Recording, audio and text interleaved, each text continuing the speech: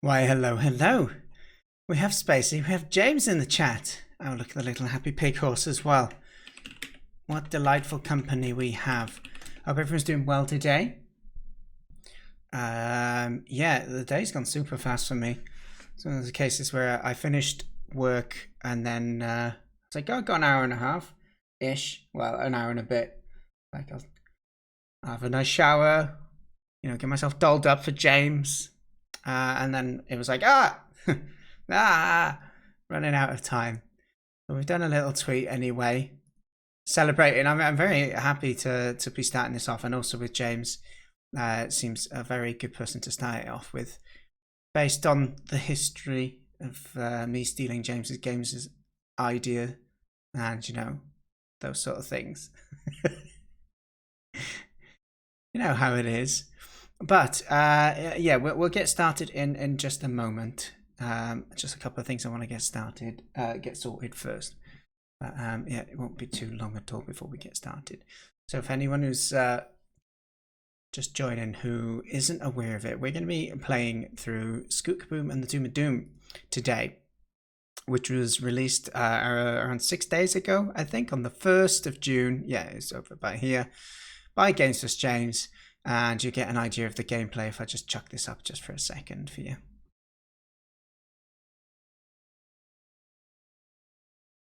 I mean, I could have put music on, couldn't I?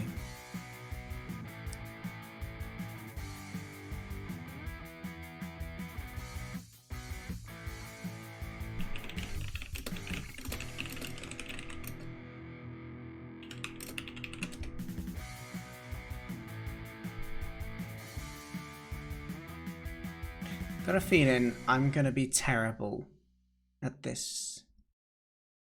We'll find out, though. That's the important thing. Lock of War, how good to see you. I love how the story is simply an offer of free food was enough to lure you into the tomb. And I think I've called this plenty of times on stream, the Temple of Doom, because I just think of Indiana Jones. And so I've called it Kaboom and the Temple of Doom plenty of times. So apologies if I've gotten that wrong before. Good day to you, Luck. It's nice to see your familiar name back from the GamesPlusJames streams. Hello there, Elisha Griffin as well. But so is it a lizard or is it a dinosaur? I see it as almost like a dinosaur or a crocodile. But I mean, they're very similar to lizards. We shouldn't take this away from Elisha, should we? We definitely shouldn't. Although, I mean, there's a greener one in there. I noticed there's also some alternative characters in here, which looks interesting. It's a scoot. Of course. Of course, that was silly of us, wasn't it, Luck? But yeah, okay. So, how this is going to go then, I'm going to give James a call on Discord in just a second. We're going to have a chat for a little bit about game development generally, and in particular the game that we're going to be looking at today being Kaboom and the Doom of Doom. And then after I finish having a chat with the wonderful James, we are going to go ahead and I'm going to be playing it. I think the game might be defeatable in the one session depending on my ability, which is another question. But yeah, we will have a play through it. I don't plan on talking to James while I'm playing it. It's one of those, I think that's the format I'm going to go for with these, where I want to kind of have a bit of time to focus on talking and then a bit of time to focus on playing without getting distracted either way. So, yeah, without further ado, let me give him a call on the old telephone. Well, I need to get like a little fake phone, don't I? The old one on the cord. Dial a little fake number, make it do all the do noises, and then the ringtone. Let's give James a call now. And we'll make sure all the volumes and everything are all set up nice.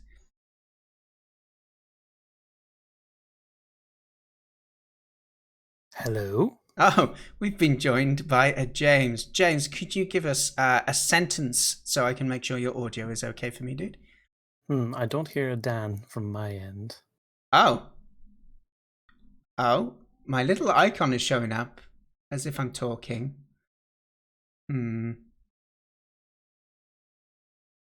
Shall we try again?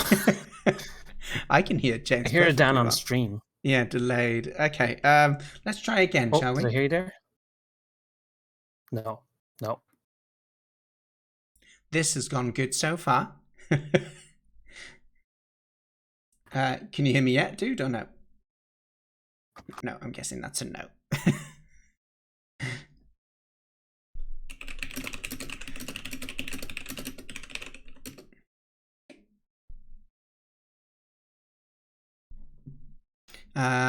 Let me just have a little. Maybe I can exit the Discord quickly just to restart it as well.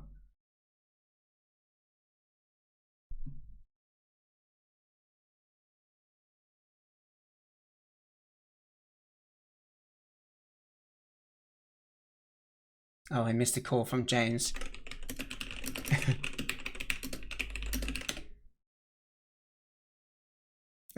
My now 9-year-old has just informed me that Scoot is a dinosaur, because that's what he looks like to him. I mean, that's a good way to define things, right? Take two, Mr. James. Are you able to hear me? The power of not working this. You can't hear me, I'm guessing. I don't know what to What's do. going on? Yeah, I can't hear you. I can hear you on stream, but Hmm. and my Discord is making noises. Why is Discord always problems? Hey, I'll just write to you. Give me a second.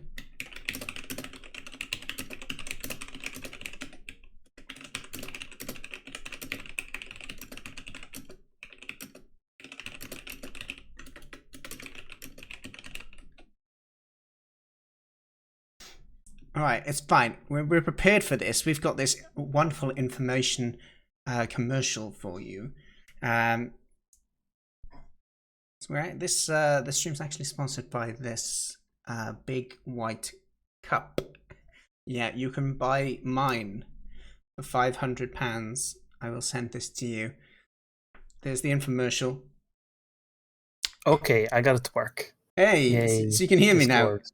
I can. Magical, James. Now you don't have to Magical. have a Sorry delay. about that. No, it's all good. It's all good. All right, let me just. Literally every time I've used Discord to talk to someone, there's been a different problem. Yeah, I have it quite a bit actually, especially if I ever use like if I change headsets throughout the day, or if I use a Bluetooth headphones ever, then it definitely seems to mess up for me. Yeah. But it's all good. We sorted it now, and that's what's important, right? Exactly. So, Professionals. yes, totally professional. So, ladies and gentlemen, boys, girls, children of all ages, I'd like to introduce the wonderful GamesPlusJames to yourselves. I will ask him to introduce himself in a sense, but the way that I know James is when I was a wee little boy around 4 years ago now. Oh crikey, almost 4 years ago. It's been a while. I keep thinking I'm new to this, and it's been many years already. Yeah, around 4 years ago, when I was looking to get into game dev, I stumbled across a charming Irishman on YouTube who was trying to help people make games in Unity.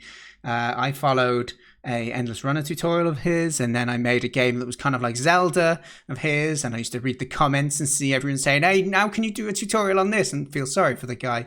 But this one time James said that he streamed on Twitch, so I went over to Twitch. I didn't even know Twitch was a thing for this sort of content. I didn't use Twitch myself, I just knew it existed. I watched a few like gaming tournaments on it, and then I found the little cozy corner of game development on Twitch. And I remember, I think one of the first things I said to James was, it sounds so weird hearing your voice at normal speed, because I'd been using his tutorials at double speed. So he was a little bit more cheery and fast forward mode when I'd first met him. But so yeah, that's how I know James. And I guess, James, I'll ask you to introduce yourself in the context of your professional self from the educational side of game dev, along with any general game development.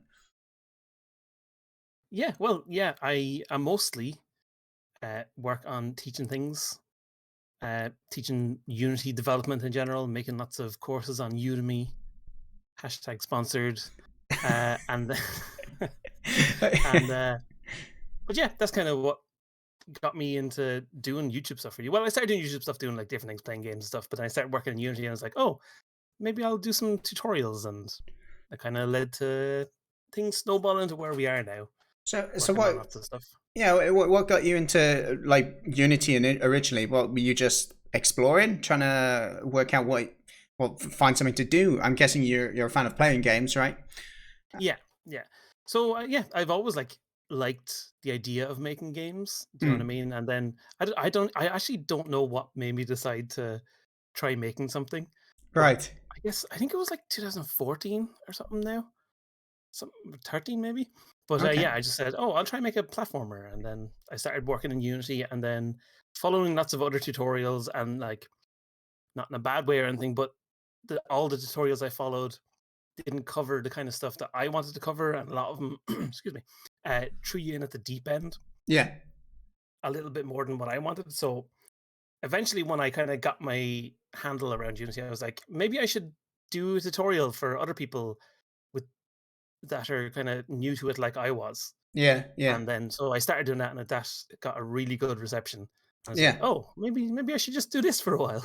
Well, So I definitely think I like one of the things I didn't go through countless Unity tutorials, but I definitely think that the way that you approach trying to teach people stuff is a very supportive way. I think generally hopefully, you have a well, I know when you want to at least you have a very nice kind of welcoming. I'll look after you sort of a vibe, I guess, to the way that you present yourself. I mean, I've seen you in Tobal Prime's chat. I know you can be another person as well. You know, I know. I've seen him drop the f bombs once or twice, and it's shocked me to my very core. But no, well, that's the important thing, though, isn't it? It's not that you're being pretending to be something. It's just more about making it accessible. Because I think a lot of people come to game dev feeling overwhelmed, which is why they've looked for help. Because it's not that thing that it's not Yeah, like just writing a story, right? Writing a story. If you know understand English, you can write a story, right? But you have the tools already available to you, but you might lack a bit of creativity maybe to make an interesting story. But with game dev, if you're starting off, you know what a good story is, but you have no idea how to like put the words together, and it's really overwhelming in the first place. And I think yeah, definitely one of the things I noticed with your stuff initially was just that it was very accessible, and I think you broke down the follow along with me steps in a very accessible way, where sometimes you're like, for now, just do this. Don't worry about understanding every single step of it. And I also think the fact that I think if I remember correctly, didn't you first do it in like mono develop as well? yeah, Yeah, so you try, removing all the extra barriers. So you're using just the basic tool set that Unity yeah. recommended originally, and I think that was important as well. Yeah, that was definitely one of those things that I always thought was really important, was like trying to stick to the basic tool set. Like that's why it took me a long time to switch to the new, like the pro skin or whatever of the dark mode of Yeah, Unity, because it was like, well, most beginners don't ever use that, so I don't want to even have that minor difference. You know what I mean?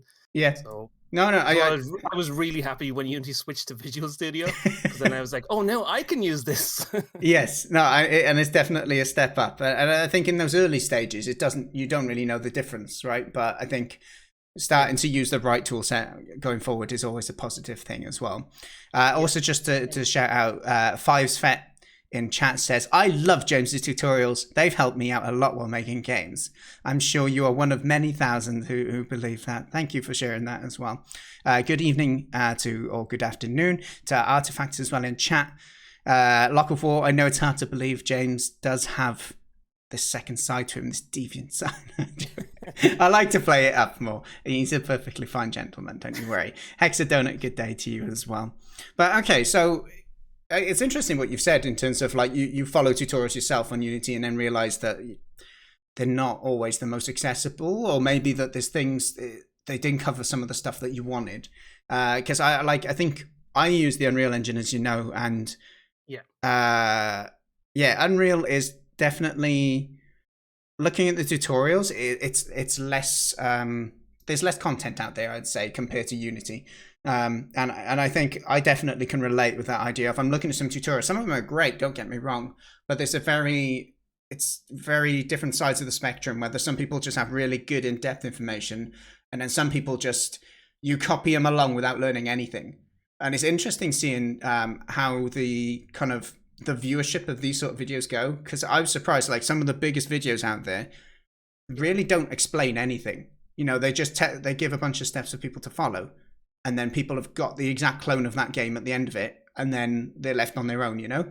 But I guess that's part of it. Sometimes people do. Yeah, definitely. Not everyone goes into it feeling they want to just know everything, right? So yeah, I think credit to you in finding a wonderful middle ground, because it's quite a challenging thing to do by the state of the tutorials that are out there already, I'd say. Yeah, like it definitely seems to be something that resonated with people. Like, and so now, like, it started off with just me, and now it's me and my wife working on everything, and the two of us are really focused on that idea of like trying to keep things simple, trying to. One of the main kind of things that we always talk about is like trying to remember the things, or trying to not forget the things that you know that nobody else does. Yeah, that Don't assumed take for granted. knowledge, right? Yeah, they assume knowledge, exactly. Yeah, not to take for granted the things that, oh, I've done this for 3 years or 5 years or whatever, this minor thing. I know exactly how that works every time. But someone new to it is like, whoa, that thing is amazing. Yeah, You know? yeah, for sure, for sure. I think it's definitely one of those things where also if you do something too quick, it can completely just go before their eyes, and they're like, "What?" And then they feel like they're out of it. And I think that I've done tutorials before where they jump too deep too quick, or they assume you know one or two shortcuts or terminology Yeah. things, and then you feel like you're out of it already. And yeah, it's a lot easier to press stop on a video in the first minute than it is like 10 minutes in, right? So I think that's definitely an important thing. And like I think you know as well that I spent some time teaching as well, and I did so in secondary schools. So like I definitely learned a bit during that process of like assuming that people know stuff. It's so easy to do, but yeah, I think the one benefit I had through teaching people is that you see immediately when they don't understand you. Yeah, So, yeah. so I had that feedback immediately of like, oh yeah, these kids don't know this, or I can't use this language, or whatever it be. Of course, yeah. So yeah, okay. So it's really interesting to hear that, and I could probably talk to you more about that. But we are going to go more towards the game itself, and I guess you're. Well, I guess before we talk about Scoot, Kaboom, and the Doom of Doom in particular, so you said you just wanted to kind of make a game, and then you ended up going down the educational kind of side of it. Making it? How do you perceive making a game for you personally? Then is it a? I think I know the answer to this a little bit, but just to give some suggestions of what I mean by this question is it like a financial venture for you where you want to make money from it? Is it a way for you to get to be more credible for your tutorial series that you've got a game out there released? Or was it a challenge for yourself? Or was it just something you enjoyed, you know? What was your objective, I guess, with publishing a game? Kind of a mix of all three. Definitely credibility certainly comes into it in terms of, I think it gives you much more validity to say when someone comes to watch some tutorials for you to then go, oh, this is a full game that I've made, so I do know this process of going through it. Yeah. So I think that can't hurt in any way, shape, or form. But in terms of like financial or anything like that, obviously you want to any game you release, you want it to do well or anything like that. But it's certainly we're in a very lucky situation that we're not dependent just on this, because we do all the tutorials and everything like that. Yeah. So yeah. So making the game, it kind of took a little bit of the stress off it as well. So it allowed you to just kind of focus on the actual game itself rather than the, oh God, what if this all fails? You know what I mean? Less of the pressure of success, and I think indie game development is definitely I'd say success is the what's the right way to phrase this? Success is the least likely outcome when it comes to, especially if you're not. There's definitely ways to increase the odds of it, right? But there's some wonderful games out there that are completely unheard of, and there's also some mediocre games that are very well heard of as well. So there's a lot of different factors that go into it, of course. But well, no, that's interesting to hear. And also, you spoke earlier about yourself and your wife. So it's under, is it Genius Digital? Is that the Genius Digital? Yeah. Okay, and so that is both your kind of game development company along with the educational resources that you put out. That's us basically. Yes, lovely. Look at a couple thing. We have someone who's trying to help us become famous. If you want help promoting Scoot Kaboom, you can get him to be famous with the link in chat if you want. Super famous. Something about big follows. I don't want to make this too public because everyone might get famous. But okay, let's just get rid of that. I'm going to catch That's up probably for the best. catch up very quickly on chat as well.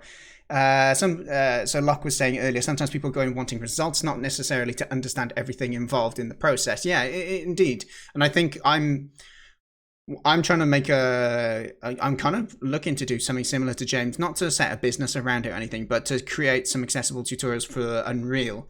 And yeah, I think that's something I've considered through looking at other people's tutorials and seeing how well received some of them are, despite them being pretty much a results driven rather than learning driven. It's kind of made me think a bit more about I think my first objective will be to make get people to do something first, rather than trying to learn. And I think that's a mistake, or maybe not mistake, but it's an approach that can go wrong sometimes if you try and over explain every single detail as you go along. So it's been good to look at that, and definitely to understand that some people want that end result, right? Sorry, James, what were you going to say?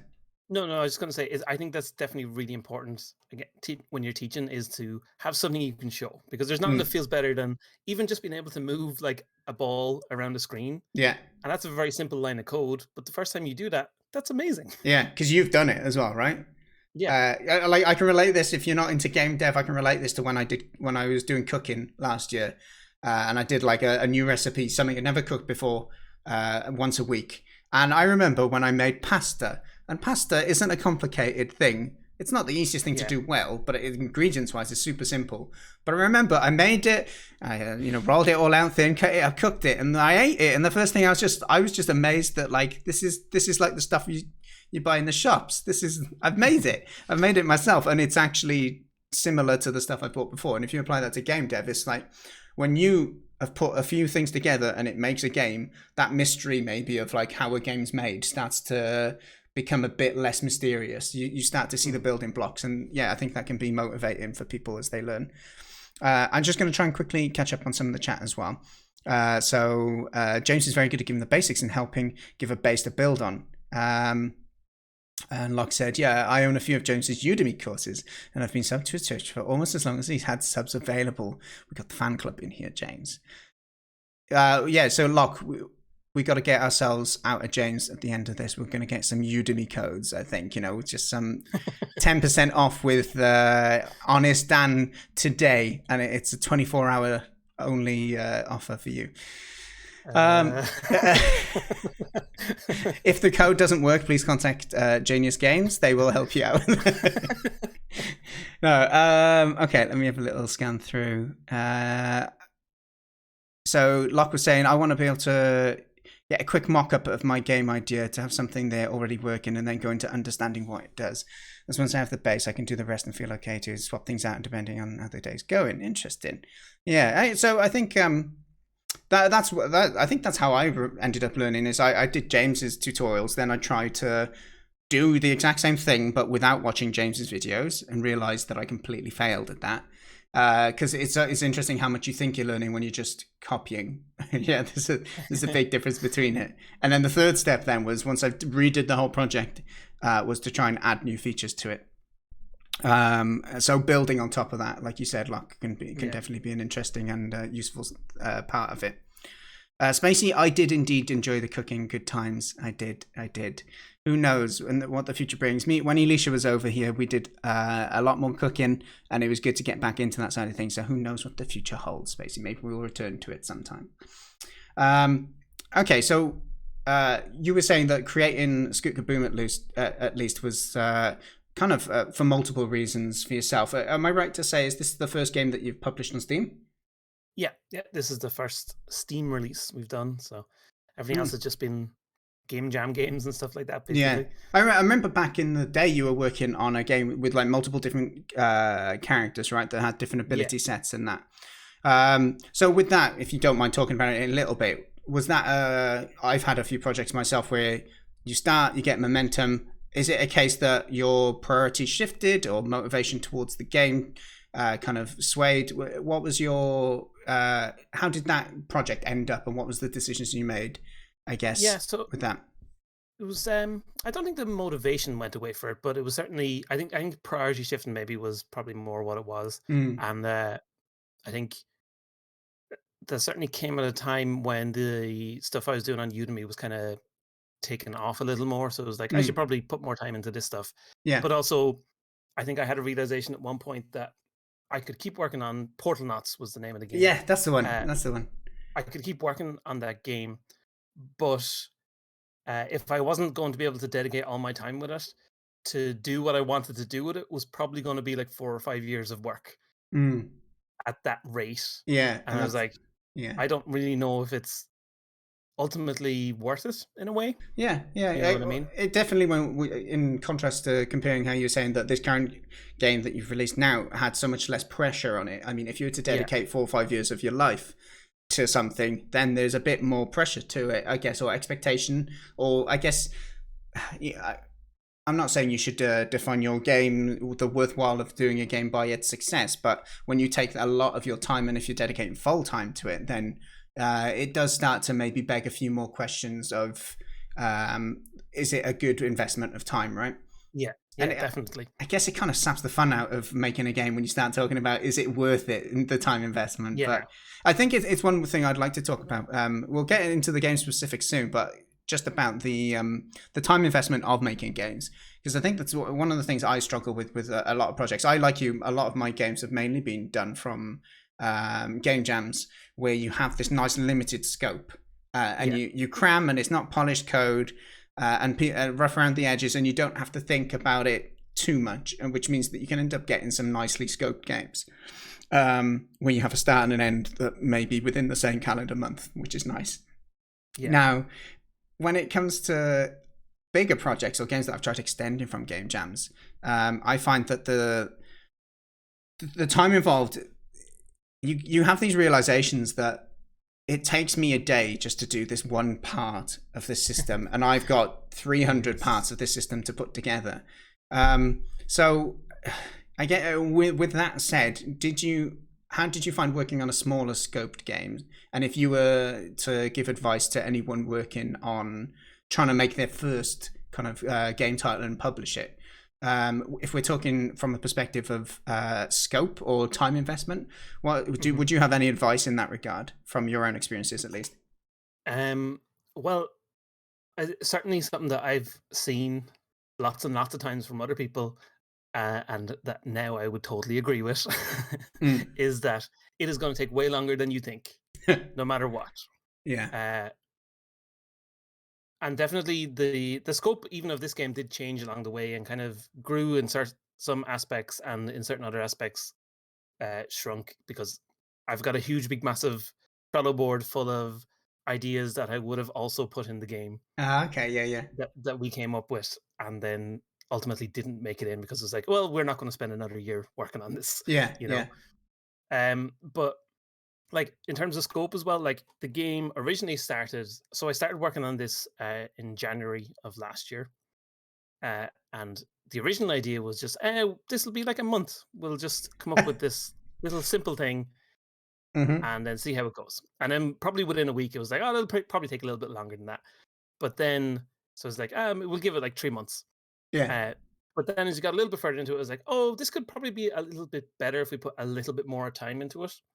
So it was like, okay, well, we'll keep working on it and we'll see how it goes. And then Yeah. that turned into a year and a half. But of course, like in that time, that's not us working on it full time as well. That's us working on courses along the way and doing Yeah. YouTube stuff and all that kind of stuff, you know? Yeah. Yeah. So Would I could you? definitely Oh, go no, on. you No, go ahead. no. I'll let you finish. No, as you can say, like it really depends on how much time you're able to give to a game. Because I Mm. also can understand if you're someone working a full time job during the day and then coming home to work on a game in the evening, you're only going to have A, so much time, but B, so much motivation to get the game done. So Yeah. Yeah. really trying to keep your scope as small and simple as possible is really important. As like as obvious as it sounds, it's really true.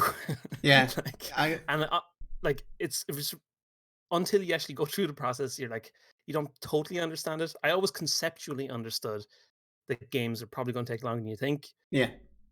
but when you do it, it's like, oh yeah, it really does. Because there's Yeah. all the little things you don't think of, like releasing on Steam. like setting up the store page takes a good bit of time. I was Setting up things I was like, imagining that would be, especially if you've not done it before, right? yeah, like setting up a Steam page, like to do it well, like it's a couple of days of work Mm, just by itself, just setting up the page, mm, you know, and setting up things like achievements and things like that. Again, yeah, I think doing the achievements in the game was probably like 3 or 4 days of work. yeah, That's just achievements, you yeah, know. yeah, yeah, Like for sure. you don't think of these things. You just think, oh, I'll put achievements in.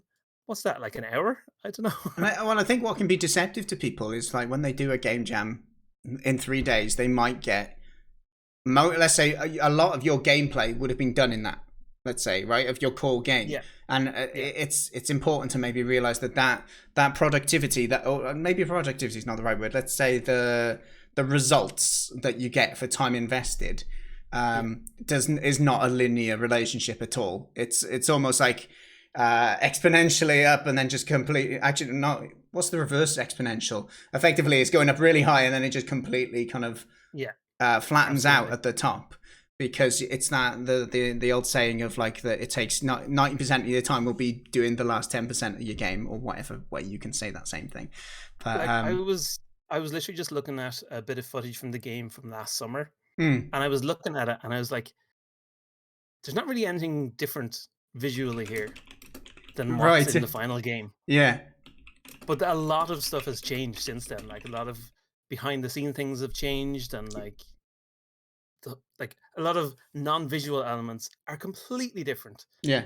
and really add to the game, but you just don't see it, and it's just like not obvious at all. That can impact a bit of motivation, or maybe people who are interested in a game being like, oh, you're not working on it as much, and Mm, I think it's definitely something that is, if you're a budding game developer out there, just to know that it's completely normal. It's part of the process. yeah, Um, definitely. but also, I think it can also be important to kind of still set yourself like goals, time frames as you go along. Not unrealistic ones, but try and give yourself goals and keep track of your time, because when you realize that a project's going to take a long time, it can be easy to sometimes just take your foot off the gas a little bit, I guess. Yeah, And you're still working, but that urgency, that sense of urgency, is maybe not making you push yourself to deadlines in the same ways you would have done perhaps in a shorter time frame of a game jam or something. So yeah, yeah. yeah, okay. Well, that's really interesting to hear. Thank you for sharing on that, James. So you were Of saying course. it was made in January. It started of 2020. Yeah. And it was originally a little small idea that was meant to be a month, and then 3, and then a year and a half almost. But what was your original idea with this game then? How did you? What was Where was it born? Let's say. So the original idea was the idea of being able to zoom out and see a big, massive screen. That it all happens on one big level, So that was the and original like kind of concept, one of the yeah, key it was features. like, oh, Okay, wouldn't it great. be fun if you could zoom out and see a whole big, massive level that you were running through? Mm, Um, and then the idea came, oh, if it's going to be a big, massive thing, it should all be kind of twisty and turny, like a big, this kind of maze thing. mm. Um, and I just kind of thought that would be a fun idea, basically. And then like the idea of, I don't know if you ever did this as a kid, but we used to make these little maps that you had like dots all over a page, and you joined up the dots to make like little boxes that went together and stuff like that. Yeah, well, I used to do. I think I did a little bit of that. But one of the things I did more often that I have a vivid memory of is I used to design like Zelda maps. The top-down Oh map yeah, view in Zelda, and I used to try and think of these different zones and how you'd have to complete different things in different areas to unlock that final kind of mountain at the top middle. yeah, So yeah, definitely, there was some element as a kid of drawing out and designing and imagining. yeah.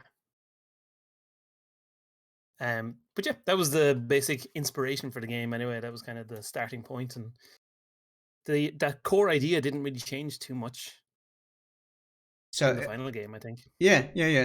That sounds totally reasonable. So, with that, in terms of how did you go about thinking about the theme, I guess, because the idea there is you want to zoom out, you want to have this big old world that you see everything at once, the quirkiness of that. But where did it come about? The naming of it, the little character, the environments. Was that just something you're going to work with? You're going to just try and be creative and make it up as you go, or was it something that took a bit of planning for you? So there was definitely a little bit of making it up as you go Yeah. to it, but I also definitely wanted to have like the character came pretty quick as well, and I think I wanted to have the idea you're in this horrible like dungeon environment, getting spiked and destroyed and all this. So you might as well play as this cute little character I to make definitely it think at you least. got the cute factor down, by the way. Look at his little teeth. I love them. I love them. Sorry, carry on. um, but yeah, so I thought the cute factor I think would work well, and then that also led into the idea of when you die, you get these little splatters that Right. appear on the wall. And that was something I wanted to have. I wanted to have something when you zoomed out that not just that you saw the level, but you saw there's something else going on visually. So the idea then is that when you zoom out, you can see all the places that you've died as you've gone through the level. You can see like where the action basically has happened along the way. Yeah, and I think that that's often a powerful tool in games, isn't it? To see like that. Oh, remember when I did that? Yeah, Especially when it's one big kind of journey of kind of getting through, progressing towards the end, yeah, and then you can look back at those moments, even if it's the deaths. It's still once you've got to that point of finishing the game or overcoming that hurdle, you can look back on your failures in a more positive light for sure. yeah. So I think that covers in terms of a bit of making up as you go along. I think I can definitely relate to that. I think especially when you're starting off on a game, it's sometimes hard to say, let's stop the momentum. Let's try and plan everything ahead, and then Mhm. design a bunch of different zones and all of that. But well, one of the reasons I asked about it is because I think you've done like a really really good job of creating a bunch of dynamic, or maybe not dynamic is the right word here. Just I guess there's a good range of kind of vibrant environments which all feel quite different from one another. It's very thematic. There's a good use of color and environmental kind of props and dangers and stuff like that. Mhm. So with that side of things, did it start off small and then you expanded on it? Did you find it kind of like a modular process that you could just keep adding on based on how much appetite you had for extending the game, or did you have a set amount that you were working towards always? Well, yeah, so I had the size of the dungeon was set like within the first couple of days. I didn't have Mm, it like I didn't have it designed at that point, but I basically chose the size that I was going to work within because I ran around the first bit of it, say for example, I was like, yeah, this kind of feels roughly right. mm, But then designing all the areas really really that came along like as I was doing it, as we were going through the whole thing, like we kind of made a list of potential traps and things like that that mm. you could do, Yeah, and it was basically like, okay, we go into a new area, what would be a good trap to do in this area? yeah. And so basically each kind of area has its own unique trap that it introduces to the game, and then a little bit later in the game some of them start to get combined together and things like that, but mostly each area deals with one kind of trap along the way. Like on the screen there, you can see the green area on the left is mostly Mm. with these like fireballs. Yeah, yeah, The gray area is all about like teleports and things like that. But yeah. it was a fun idea then as well to challenge. It's like, okay, here's a new mechanic.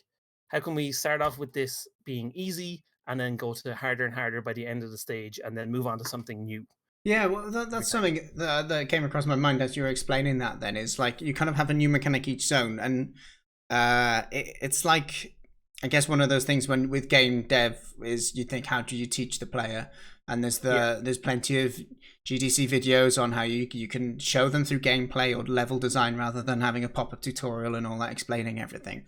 Um, but with this, I guess you have quite a small space to kind of teach the player, right? You have one of these like Yeah. subzones. Is there much reuse of the mechanics then? Do you start to combine them together further down the line? Is it like a building up of all of them, or do you try and refine some of the mechanics just to certain zones to give it that thematic? I can see like for example, there is fireballs in this grey area as well, right? Yeah. But was there an element of trying to restrict some not completely just I guess did you risk losing a bit of character in the zones by combining too many of the different mechanics? Was there much kind of design process around that? Yeah, no, I know what you mean. I think I think we kept it pretty simple. I'd like the we definitely did obviously bring some of the traps to multiple areas and things like that. Mm. And but it wasn't usually a case of like, okay, here's the fireballs, and then we build on that in the next area or anything. It's usually, oh, you understand how this thing works now, Mm. so we can use it in a certain way in another area, but it won't. Generally speaking, it won't ever be as hard as it was used in the previous area because it's more of an addition than Yeah, anything else. But because you then, go on. sorry, No, it's okay. uh, being able to combine those things together, I think it's a fun part of game development in general, or game design. Sorry, I mean, is Mm. having once your players are familiar with them, now they know how to deal with it, and you can add a new twist and new unique ways to do it. And that was fun of the game design challenge of it, was trying to fit all these things together, and then also trying to fit it in this tiny maze-like environment along the way too. Yeah, yeah. I think definitely if you're able to design some of these mechanics that are interesting alone, but then can piece together to make a new challenge, I think that is often a going to be successful in making the player feel challenged, because it's like I'm familiar but I'm not at the same time, and that's quite a good feeling. And it's quite nice that you can introduce a new challenge, but you don't have to go through the learning phase. So say you have obstacle A and obstacle B. Obstacle A has its little kind of being nice to you first so you can learn how it works, and then it gets more complicated. Obstacle Mhm. B has the same thing, but then when you have A and B together, you don't really have to go through that learning phase. So it could just be a small section of a level that combines them, but the player's previous knowledge gets used, I guess, in that phase. And that can be a rewarding experience for players. They feel like, oh, well, my experience with this helps me know how to overcome this future challenge. Yeah, As well as making maybe a unique experience through combining different challenges. So yeah, okay, no, that's really cool to hear. Okay, so the one of the things I wanted to get onto as well before I go, because I realise our chat is going on somewhat. I'm happy for the chat. Don't get me wrong, that's but I okay. want to make sure we have enough time to play your game as well. Of course. So, with that process of publishing a game, because I guess that's a step a lot of us, like me, I say I've been doing game dev for 4 years, but I have never published a game. There's always that. Well, that was me until a week ago. So Yeah, yeah. So there's, but I. So before we get into this, I guess it's also worth saying that publishing a game can have different meanings, and so what you perceive as publishing a game is completely, it's up to you. You don't have of to course, agree with what I'm saying. So this is my perception on it. I'll just say that as a disclaimer first.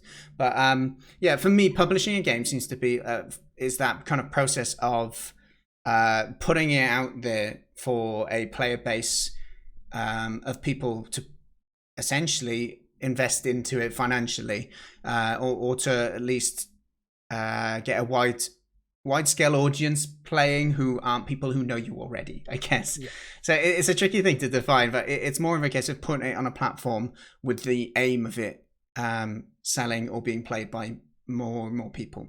So yeah, you could always say that, oh well, what's the difference between that and putting a game on itch? And that's where the kind of blurred lines are, because you can sell games on itch as well, don't get me of wrong. course, yeah. But so I assume that you've put other games on websites like itch and the likes for people to play after game jams and things similar to that. Yeah. But what was the process of, let's just say, really publishing a game? What was that kind of process like for you, going through the, I guess, the more commonly known thing, Steam, and where it's actually available on the marketplace, where all the real games in quotes are listed as well? Was that well, I guess two aspects of the question. One, would you mind talking a bit about the process? Because I'm sure there's many Mhm. people who've always got to this point but never actually gone that next step, and it'd be interesting to hear a little about it. And then, secondly, did it feel important for you to put it out in that sort of platform? Does it not validate you, but does it finish off your project in a way that you feel does it justice, I guess? Yeah, well, just to answer the Yeah. second part first. I think it does for me personally anyway. Mm. Like it makes it feel like a real thing, as opposed to the game jam games. Obviously, game jam games have only been worked on for a weekend or maybe a week, Mm. and then put up on itch, and it doesn't feel the same. And even I personally, I think itch is a great platform in general, and also for selling games it's a great platform. But because I've put so many things up on there from game jams, I don't know if I'd get the same feeling from releasing a game for money on itch. Do you know what I mean? Mm. Regardless of how well it did or anything like that, that was not the point.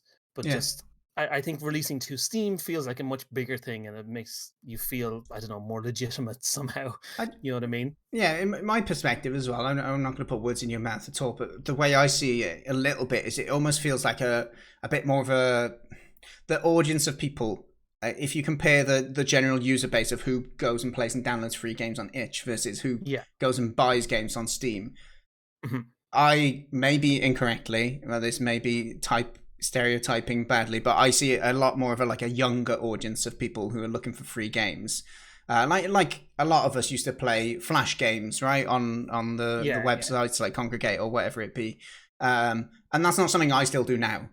I don't go and look on sites like that for free games and True. play them, because a lot of the time we were doing it to kind of bunk off in an IT lesson, or or when we couldn't afford games because we were young, right, and we didn't have money coming in. So a little bit of it, on my perspective, is I feel that like Steam is a little bit more of a serious platform where you're selling games to people who, I guess, making someone buy a game is a bit of a bigger statement than it being on a website full of loads of free games that people will just be randomly checking out, I guess. Yeah, yeah. But yeah, so okay, the first Uh, part of that question then, I guess, do you remember what it was? I've waffled on so much. but the whole process of going Yeah, through the Steam, um, I definitely found the process of doing it, I think, was interesting in general. And I think that was also something we really wanted to do, was to go through that process of releasing a game on Steam. mm, And again, because Scoot, it's not a huge, massive game that we're depending on, or else, like, we're out on the streets or whatever. yeah, um, but it was good to see and go through it and do all of it ourselves. yeah, So we didn't do any, like, we didn't hire any marketing companies or anything like that, or go to a publisher or anything. And it's definitely, if you're going to do a big massive release, I think that's something that I would definitely recommend. Like yeah, our friend Windy Beard, uh, yes. he released his game a couple of weeks ago, and I'm pretty certain he used a marketing company, didn't he? Yes, yeah, I spoke to him about And this, stuff. and yeah, he did. I Yeah, think because he did a Kickstarter yeah. and had some financial backing for it, he kind of invested in it, and I think it's definitely there's It's many definitely reasons why he's done well Oh, of course. with Galactic The Mining game Corp. the game itself being very good Yeah, obviously helps too. it's a big factor, isn't it? Yeah, But yeah, but he did say that it's made a big difference for him, and also it allows you to focus on. It helps with the time frame, I guess, right? yeah, If you can focus your energies on what you're good at rather than yeah, trying out this whole marketing stuff, right? yeah. So I would 100% recommend, like, I wouldn't say don't do marketing or anything like that. Mm, But for us, I think it was really good to go through that process of seeing how it all works, and like uh emailing so many people yeah, trying to get the game out there and whatnot. But it was very interesting to do, because um again, it's something that's really hard to get an idea of until you actually do it yourself. yeah, Because again, as much as you can read about it and people talking about it, until you actually go through it yourself, it's really hard to wrap your head around it. So yeah, yeah, it's definitely something I'd recommend trying to do with a smaller project like this, yeah, if you potentially can. But overall, I think it's one of those things of kind of learning it as you go and picking up on everything, and learning the importance of various things. Like, there was some stuff about Steam that I was still learning like a week before release, and I was like, "Oh, this thing is quite interesting," and actually turns out it was pretty important, yeah. and stuff like that. Like, specifically, actually, what I'm thinking of there is the tags system on Right. Steam, Is that to help people which, find your game? Is it? yeah, yeah, which is like, there's stuff you can do behind the scenes to set your tags. And didn't even realize this kind of stuff, but you have the Steam page open there Yeah, with yeah. I've those just tags. If seen. you scroll down to the bottom where it recommends Oh similar games yes, yeah, and stuff yeah. like that, I those know. all depend on what tags you have set up and things like More that. like this, yes, yeah. So Yeah, where it more will like this. show Yeah, up. Yeah, yeah. you completely. I've seen that a few So times, and they say, and "Oh, what you might like this because you've played this." yeah, Um, and what you really want, this is what I've learned. What you really want is to have those games be very similar to your game. Because if they're similar to your game, then Steam knows that your game is like those. So then there's a chance it'll show your game to other people who have played those kind of games, basically. Yeah, yeah. It's discoverability. It's kind of the same as Yeah. search engine optimization in a way, isn't it? It's knowing the tools to help people discover Yeah. your game. Because But again, this is stuff Go on. I didn't realize until like 2 weeks ago or something, you know? Yeah. Because it's not like it's not publicly out there in loads of places. Yeah, yeah. And so one thing that came to mind while you've been explaining this is, did you consider making this part of your tutorial kind of content? I'm not too sure whether you've done this already, so apologies if you have. But as part of your course, saying like, we'll take you from making a game to publishing it on Steam, because that is something that is actually, I don't want to say baited. That sounds like I've been falsely gone into something, but that is something that actually made me invest in a course in Unreal not too long ago. Not that I think some of the stuff that I knew already in the course, but it did say, and go through the process of having your game online where you can play with friends and put it on Steam, for example. And I was interested in that approach, I guess. Have you considered that element of sharing your experiences? That was something I gave some thought to at one point. One thing I'm still unclear on is like how much of Steam's like back end stuff are you even allowed to show? You know what I mean? I think it's Right. pretty open, but I'm not really sure. Yeah. So I'm like, I don't know if it's a particularly good thing that I want to draw attention to. Yeah. No, You that's know, fair. That's fair. but if it is okay, I think it would be fun to do something small again, like and do say, hey, here's like a 30-day process of like starting a game and going through all the Steam stuff, Yeah. Yeah. because there's also an aspect of that like there's a lot of waiting with Steam that you don't necessarily think of, Ah, like right. Like approval kind of process, is it? approval stuff. Like for example, when you first set up an account to sell your game, Mm-hmm. like I think there's a 2-week process of waiting there before you can actually create a game on Steam, or Oh, maybe it's wow. 1 week. Yeah, but still, some people will think, right, let's go and put it on Steam, and then Yeah, they may not and have done then that first step. even I think at that point, then you set up the page, and I think you have to get it approved before it'll show up in the Steam store, and I think that can take up to a week. And Mm. then I think from that point, you're not allowed to release the game for 2 weeks. Right. Okay. Yeah. Yeah. So there's these So you're minimum kind kind of of. talking about a month there from Mm. starting on Steam to even being able to potentially release your game no matter what it is. Yeah. Yeah. No, So again, that's another thing of like, hey, if you're making a game, don't leave it till the end to make your Steam page or anything like that. there are things I didn't know of even, and I've spoken to quite a few people who put stuff out. So yeah, no, it's definitely useful to hear. Yeah. Whether or not it'd be an interesting tutorial or whatever, or whether you're allowed to do it is a different question. But I definitely think these experiences will, even if it only benefits you, for the future now as well. Yeah, If exactly. you are looking to. So before we get onto the game, then I was just going to ask as well. What's your current kind of venture, or what's your current horizon, I guess, in terms of game development? Do you have plans for what's next for you and for Genius? I think, well, after the game is done now, so we're just kind of taking a little bit of a breather How dare? almost. And then I think we'll get back into working on some more courses and stuff. And I think we don't have any particular plans for next, like in terms of game making or anything like that just now. Yeah. But I'm sure we will. We'll get to something eventually, Yeah. you know. But there's That's always interesting things. I think part of the fun of doing stuff as well is trying out new things and seeing what works and what's fun and interesting, you know.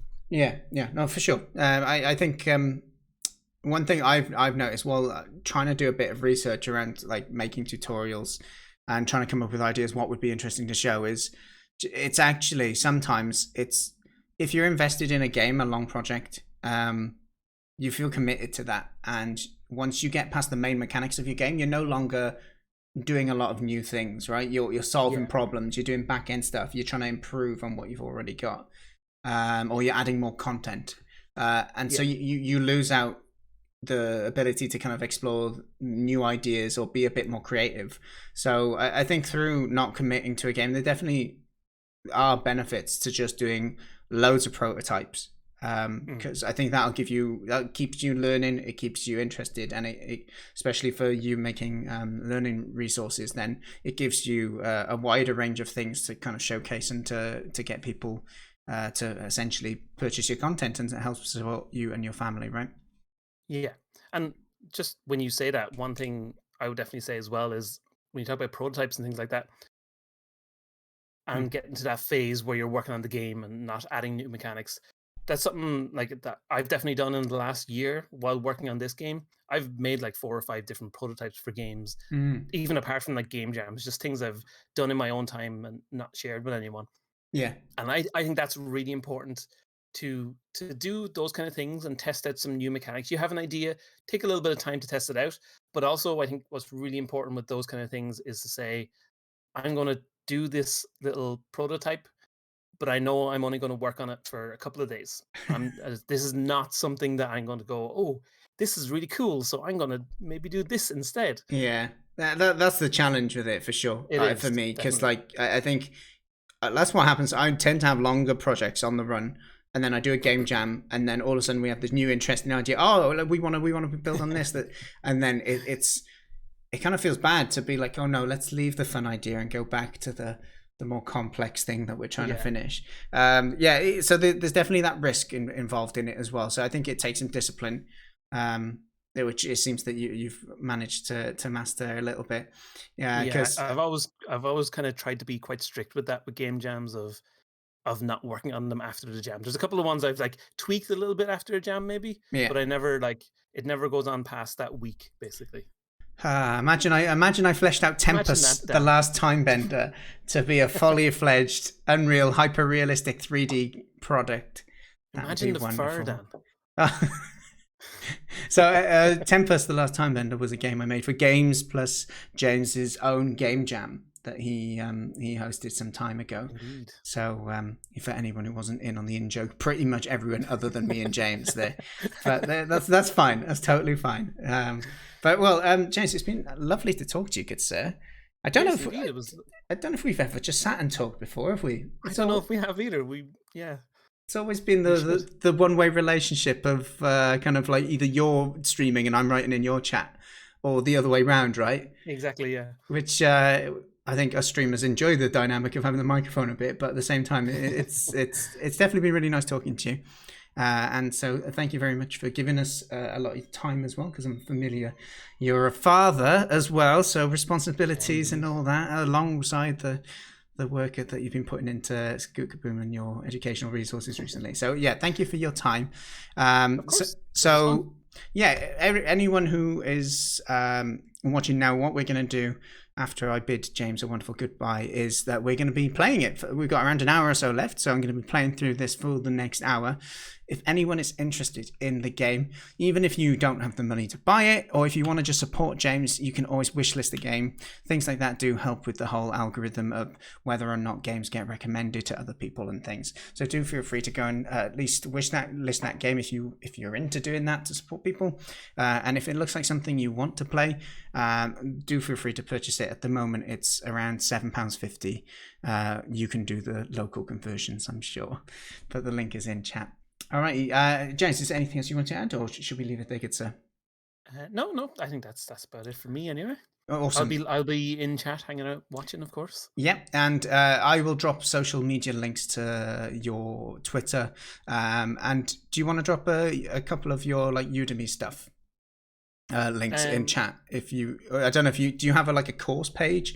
I think there's a me page. Give me 2 seconds. A you page, yeah. If you can find that, it doesn't have to be immediately. If you do that and drop that, and then at least people know where they can find out your content. But thank you, Balcorrect, for wishlisting. And also, Lock of War, you did mention something earlier. So one of your favorite things in Scoot Kaboom is the fact that I'm actually, in a little way, involved in the creation process. As feedback and such as James, and seeing him take on or get new ideas from that feedback. Yeah, I think that's one of the nice things you get with Twitch game development, or even just, I guess James has kind of moved away from Twitch as a streamer because he's got quite a large community from his courses now, and building up these communities, it can definitely, if people feel that they've been with you through the journey, and I think this is where I'm trying to relate it to Twitch game dev, is people feel a sense of ownership over that product a bit, even if they haven't had input, but they've been with you through that journey. I think you can build a kind of closer knit community there. It's the same as getting like alpha and beta testers and early access people involved. They feel like they're core members of that community, and they're that slight step above the average Joe who purchases it. So yeah, but that I did see Locke's comment a little while ago, and I was meant to say I think that the whole thing of sharing your game as early as you can is really good. So like I shared the game through like devlogs on YouTube, and like Locke said, he suggested things, and lots of other people suggested things in the chats, and they definitely influenced some of the things we did along the way. And I think that's really awesome, like it, because people come up with ideas that you might not even think of. People come up with a lot of terrible ideas too, but being able to pick out the good ones is also like, oh, that's a really good idea. I can try that, like, and see how it goes. yeah. So I think that definitely getting feedback, and especially if you're a solo dev, I think it's really easy to just get so sold on your own ideas and thinking that it's you're very proud of your own ideas. You have this certain vision for it, but I think it's definitely good to have your ears open. But another interesting topic we won't get into now is that whole because it can go completely the other way where you have an audience of players who kind of demand the game goes in a certain direction with games which are like live products. And I'm not too sure how I feel about that. It's always a bit of it's weird taking the creative direction away from the people who invented and made the game into those who play it. But regardless, well, James, thank you very much. I'll drop a link to your social media in chat as well. Thank you for dropping the Udemy course details as well. So Hobo-licious was just saying he's just tuned in, wondering if you talked about the conversion from YouTube subscribers to sales. Oh, in terms of like the people who view the content, do you mean by that? So this is something I won't answer on your behalf, James. You don't feel free to not answer if you don't want to as well. But I'd say from speaking to Windybeard Games before, he found I don't know how much of this I'm meant to share, so I'll try and be kind of vague. But like he streams and he has a good, let's say 50 plus viewers in his stream, and so many people are so supportive and like, oh god, this is amazing, I can't wait to play it, blah blah blah.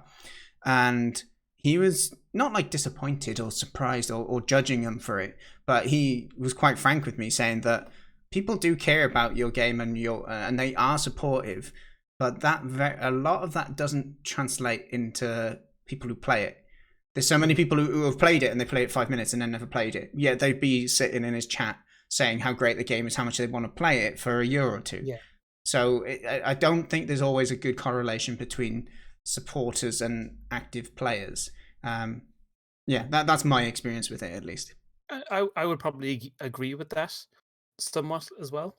But there's definitely like, at the same time, there's also I don't know if you say a core group of people or whatever, but some people who in the community who are really dedicated and who have gone and played the game a whole bunch and like given really good feedback since the game has launched as well. Yeah. So, okay, that's good. It's good to hear your feedback. And thank you for the question as well, Hobo. I appreciate it. Well, James, I will let you go and be free of these shackles. Very nice to have a chat with you. Thank you for being my first guest on this little stream that I'm starting up as well. I appreciate it, dude. It's been really good to talk to you. Thanks for having me again. No problem. All right, let's get into the Tomb of Doom, I guess. Have a good one, James. Thank you. Yep. Bye-bye. Bye. Okay. Isn't James lovely? How absolutely sorry, for me at least, I found that was there's no effort to talk to James, and we spoke for like an hour, which is wonderful. And I think that's one thing I'm looking forward to in through doing some of these streams. Is there's so many of these streamers that we've talked through Twitch, but like I alluded to with James, you can talk to people without actually never having a conversation. But there's very kind of shared interests or shared kind of experiences between us, which means that conversation is likely to be quite natural. So Hadi, the idea of Game Dose of Twitch is meant to be a fortnightly feature. So I've got a list here by here.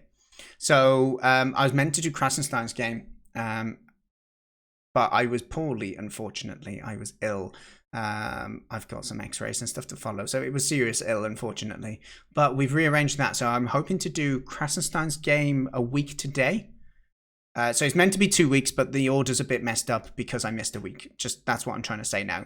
So it was going to be Krasenstein, week off, James, week off, Lana Lux, week off. And then there's a few other people I've kind of reached out to.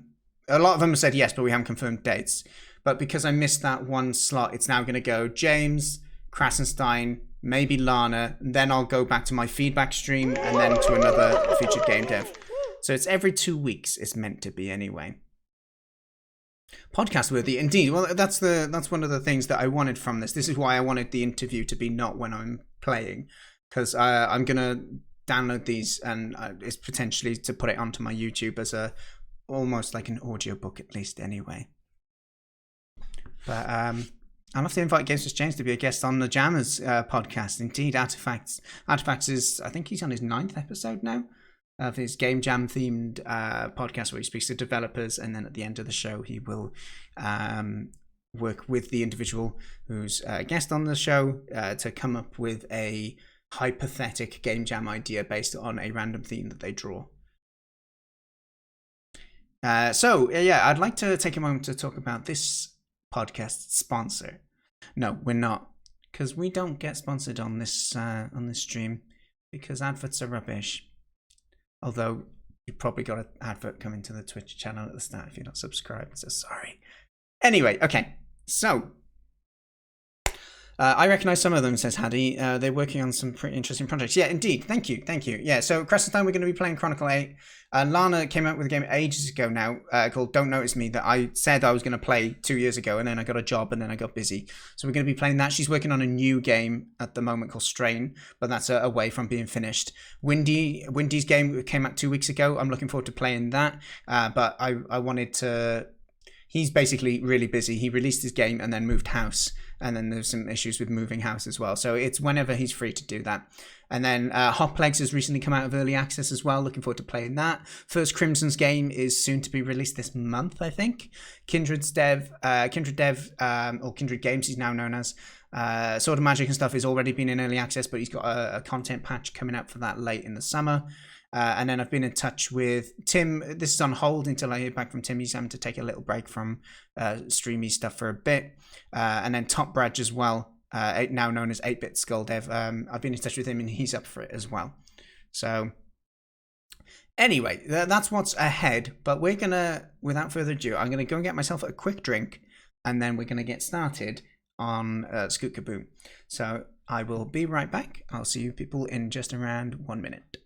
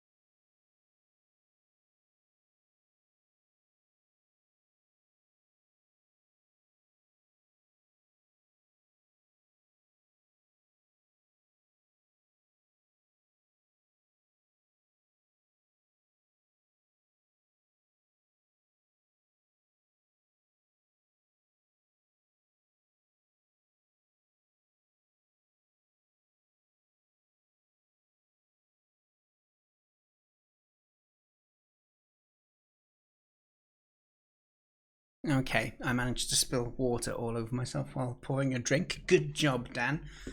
There was a bowl in the sink and I put the water on and it went everywhere. It was great. But anyway, I'm wearing a dark t-shirt, so it's fine. Don't have to see that. Okay, so let's have a look at Scoot Kaboom then. I think it may be loud when we start. But let's have a little look, shall we? So Scoot Kaboom. And the temple. The tomb! Not temple, the tomb of doom. Let's get started. There you go. Genius Digital? Or Genius? I never know. I don't know how to say it. He said it earlier and I still got it wrong. I adjusted the audio. So let's go ahead and turn this up a little bit. I might have done it down here beforehand. Oh no, it is full.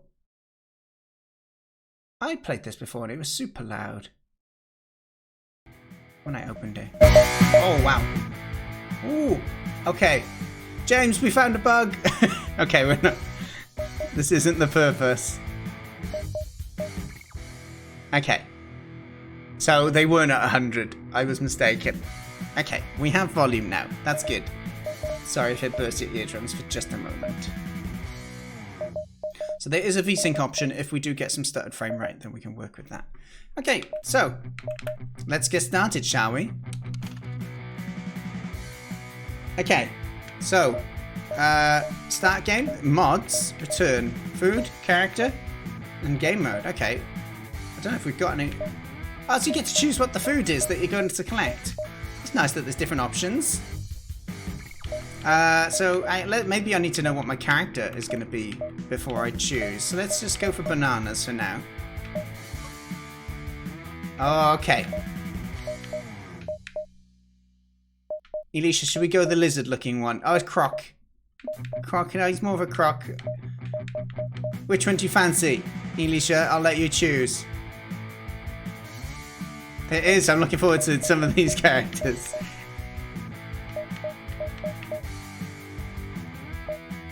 Pink, okay. So, Izzy doesn't take any nonsense from anybody, but will do anything for their friends. Oh, Izzy. Okay, so what does Izzy like eating? Probably donuts, I guess, right? Since they're pink. Is this... Whoa, there's different game modes as well. Okay, cool. Okay, let's just get into it then. Start game. Okay. Izzy has seen some free food. Uh-oh.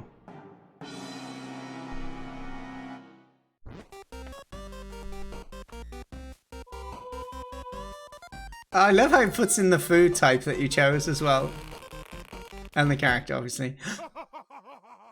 Uh-oh.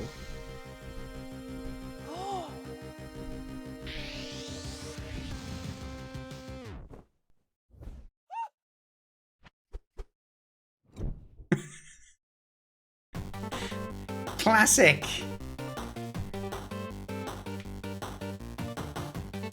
Oh wow, the donut is so far away. Okay, so press Y to zoom. Okay, the movement feels good. So, hang on, if I press jump again, I'm trying to work out. So I do like a roll if I do that. Okay.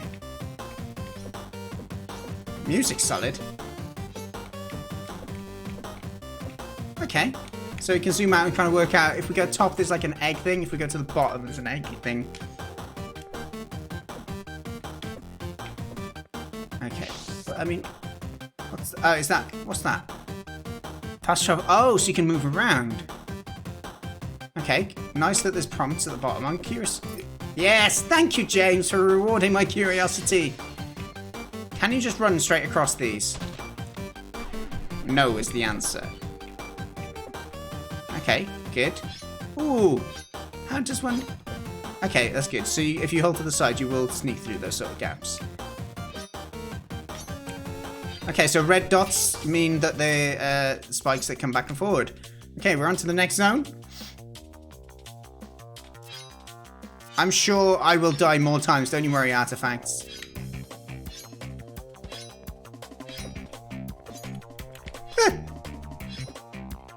Okay, good. We made it through there. Whoop, whoop, whoop, whoop, whoop, whoop, whoop. Ah, shuck. Pink goo. Okay, good. We're at that next checkpoint. Is it running smooth, by the way? Yes, it is. Good. I didn't even check. Can we jump up here or anything? Okay. James, do you see how I thought of it and you put it in there? I call that good design.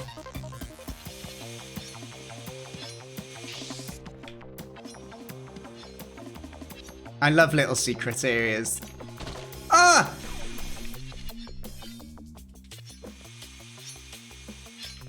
Okay, we can get through there. Oh, watch out for the sword.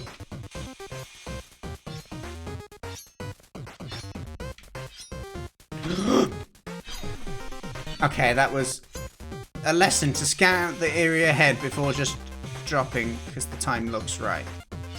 Okay. Ooh.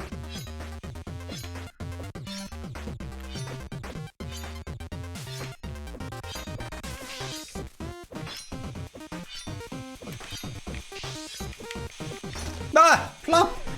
Or pop, it said. I'll go with plop, it's fine. So is the timing... Okay, yeah, the timing isn't even, okay. Nice. Come on, James. Too easy, that one. Oh, smack. Okay, good. At least I went to the checkpoint first. Okay, no! For flip's sake. Gotta remember... The timings. The different timings is a good challenge.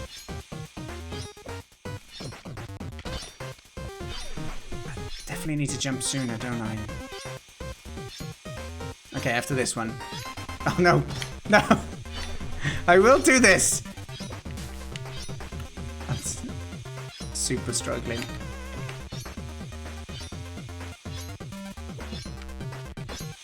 Okay, we made it! We made it!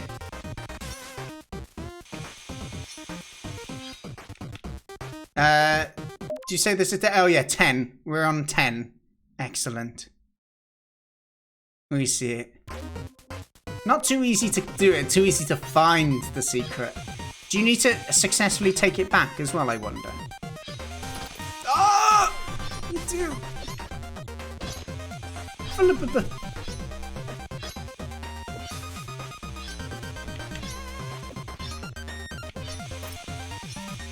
Okay. I'm terrible with timing stuff. I can't do it. It's gonna come up. We gotta do it the next time. No, it's... This is such a tight little...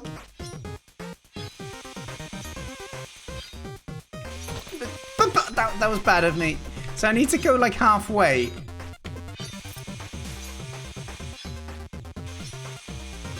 Okay. No! It's not even the point of the game. There's no mention of gems anywhere in the story. Just donuts. But I'm still keen on it.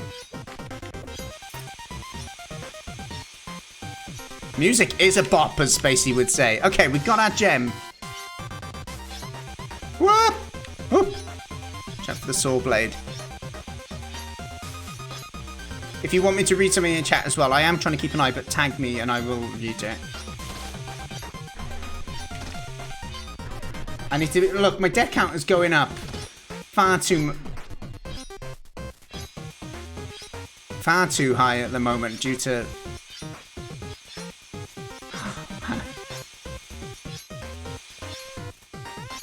Okay, we got to that next bit.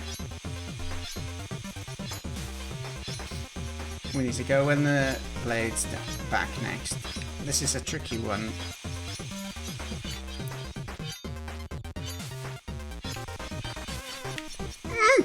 Okay, good. I like that was proper clutch. It feels good. Feels good. Alright, Bob. Is there co-op? Asks Elisha Griffin. How would you imagine the co-op works, Elisha? Would it be you both have to get through it at the same time? Or like you see the other person like it's a race? Are you thinking that you'd like to play this with me, Elisha? Ah! Okay. Once this is gone...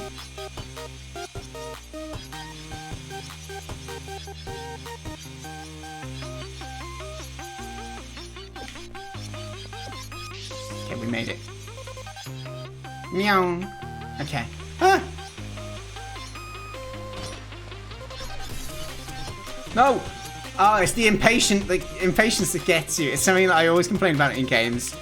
Is what if you fail and go back, you then rush because you've done it before and you don't think as much, and then you end up dying. But the checkpoints are super friendly in this so far, so I don't think it's a problem. I jumped preemptively there, worrying about this the saw blade. Huh. Huh. The timing is good, by the way, dude. It really feels like a good mix of challenge and doable. Come on, Izzy. Go, go, go, go. Stay. Oh, look, there's definitely a secret over there. Let's get this first. Woo! It's a whole new secret bit.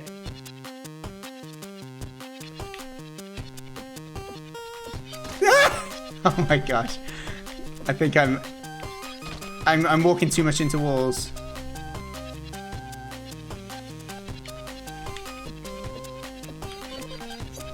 No, I went too fast.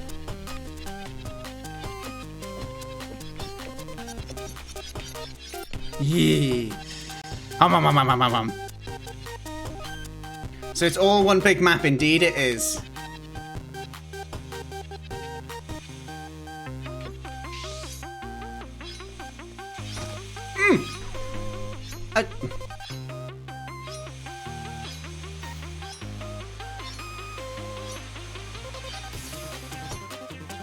This is horrid. I gotta go straight up the other side or I got no choice. Chance. Okay, ready, go. Whoop. Play it slow.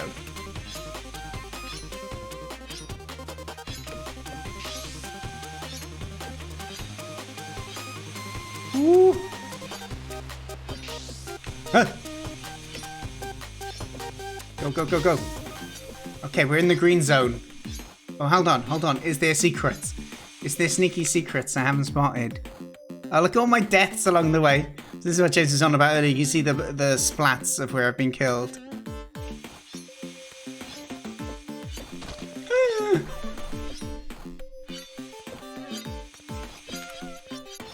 No! I hit the roof! Ah! Oh, I stopped without thinking. I'm too distracted by the bop. There's a calm zone here. Okay, so this is like a walkthrough zone.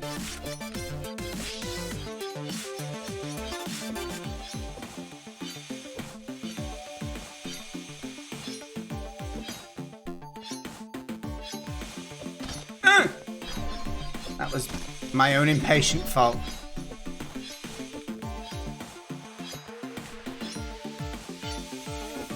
Again, I did the exact same thing.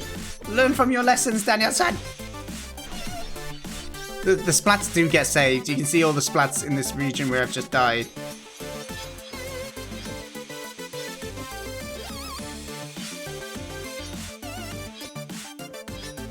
I'm guessing you bought the music, James, did you? No way did you make this, Bob. Not that you're not a talented man, but it's proper banging. James, I spy a secret. A nasty secret.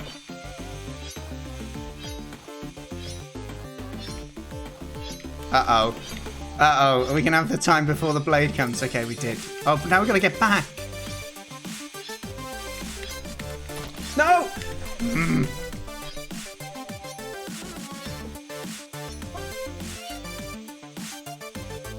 We will get this.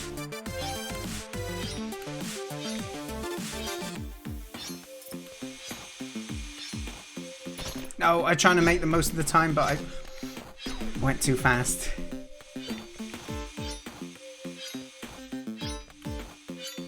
Maybe it is not super duper tight. Let's just play it a bit more carefully. Wait for the blade, wait for a safe one to go, and then we'll go. This next one. No!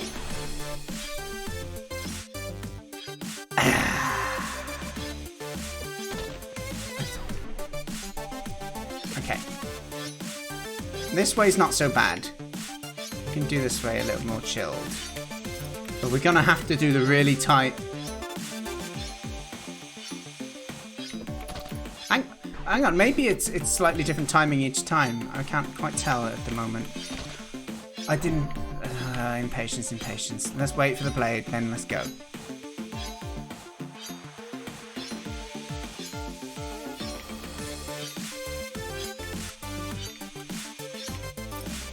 There's a blade go the same speed each time? I think it does. It goes pretty fast. Yeah, it does. I think that's where I needed to jump to make it.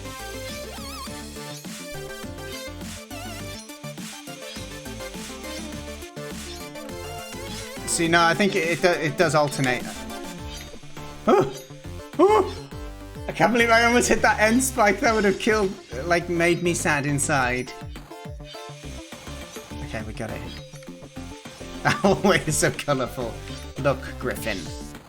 You like pink, alright? I'm just trying to find you opportunities for pink walls.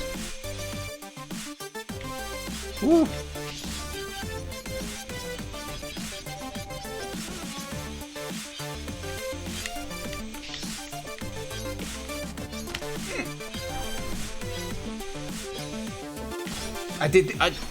Danielson! No! Okay, just breathe. Everything.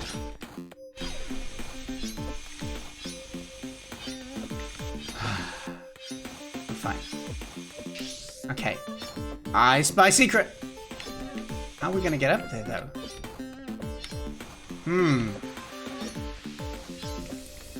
There's not another button I'm not aware of, is it? Well, I mean, zoom out. Ah! Ah! Ah! He did it! He did it! With that grace jump period, right? Perfect. I guess this is teaching you about that now, actually. You've got to run off and jump just after falling. So that's cool. That's nice design. I knew I was in trouble once I dropped down there.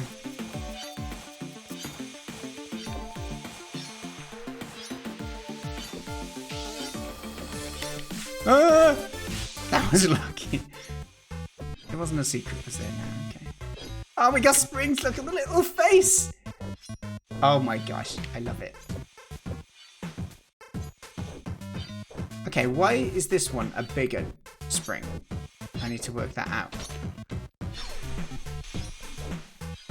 So this one doesn't go as high.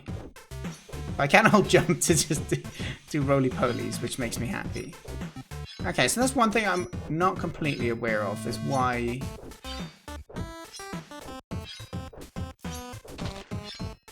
I wanted to get off the spring.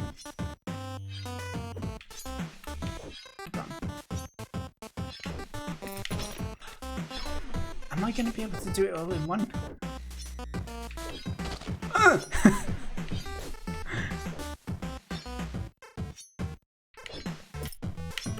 No!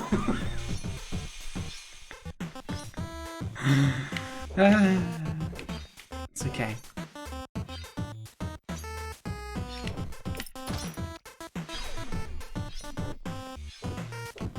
I rushed it. I rushed it. That is a really colourful corridor, that, right?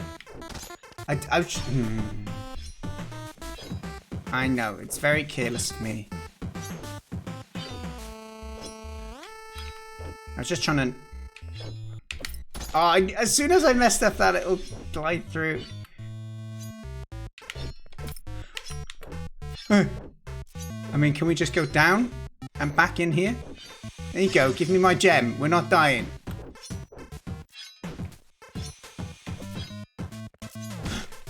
I knew it! I saw it coming and I still did it! I really enjoy that mechanic though, that using the springs horizontally to prevent you from... Oh, look at that as well! I had to do it just to explore it. That's mean. Yeah, I like how the springs are used as a risk as well as like an accessor.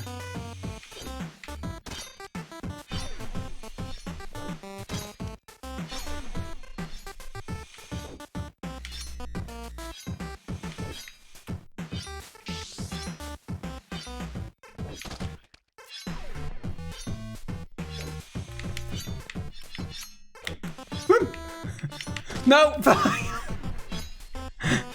No, don't go backwards.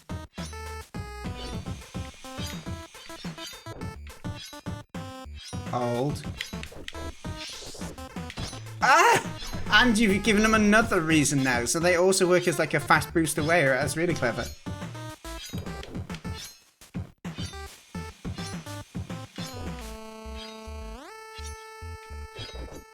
Oof. Okay. So I've got to go faster and guide it through as well. Can I? Maybe I can stop here and have a think.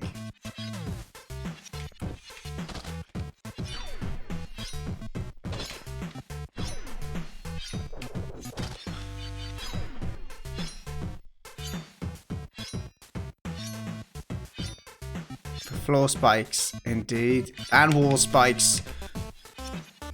Alright. No! Okay, at least we hit a checkpoint, right? You saying I'm cheesing it?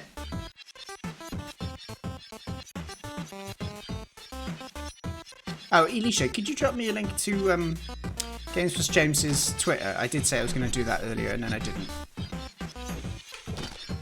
Plap.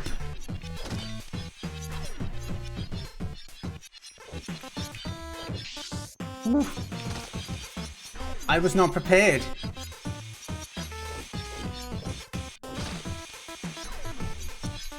It's good because like I could complain, oh, how was I meant to see that? But we have a zoom out.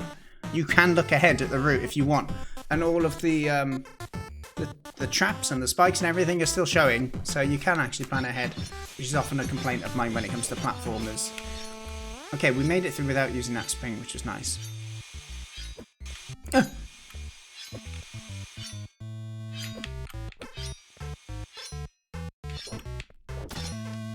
I think I should. Uh-oh. Yeah. Okay.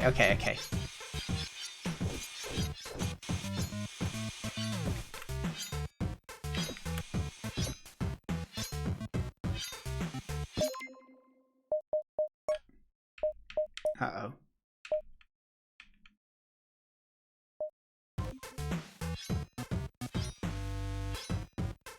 So we can stop just after this. There. Okay. No, why did I do that? That was such the wrong time, Dan. It was completely the wrong time.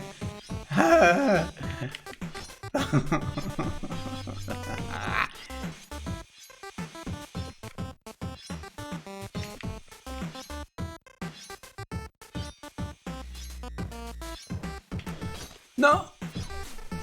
I didn't mean to go into this. I just wanted to stop.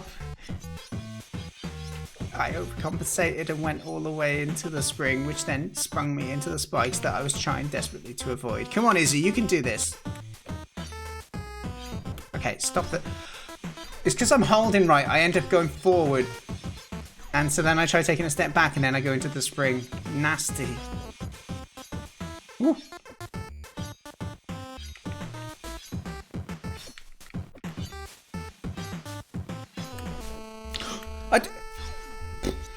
I didn't think oh no. I didn't think that I would, I was going to hit that spring then, if I'm honest with you. Oh no. I think I've died, like, I've doubled my death count on this bit alone at the moment.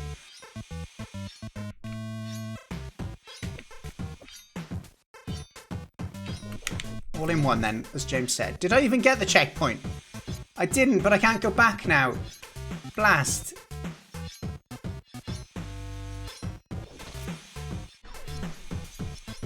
No way, am I all the way back? Oh, because the checkpoint, I missed it, didn't I? That's my own fault, of course, that's why I'm all the way back.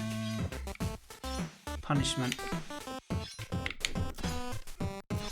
Okay, it's fine, we got this, It's easy.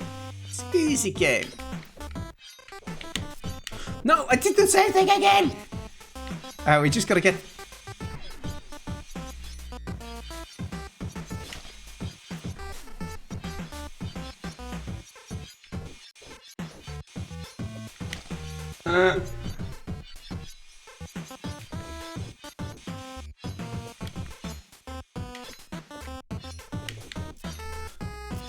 Oh! I don't care. I got my checkpoint.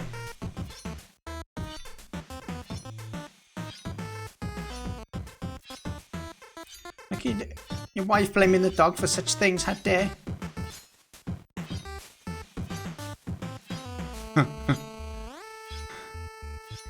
Hey Tim, how good to see you, dude. Thanks Spacey for doing that. It was Dan's fault, it was my fault. And how do you get distracted by your daughter, GamesPlusJames? Who do you think you are? Oh, I've done that 4 times now. Come on, Dan. At least I've got my checkpoint now, though, right? Right, just stop here. Breathe. We need to go when we're happy that the blades are gone. Next one. I don't know. That feels too long now. Now. Yeah. Oh, we've got timed blocks. New mechanic. Yeah, I'm liking this. I'm doing also well.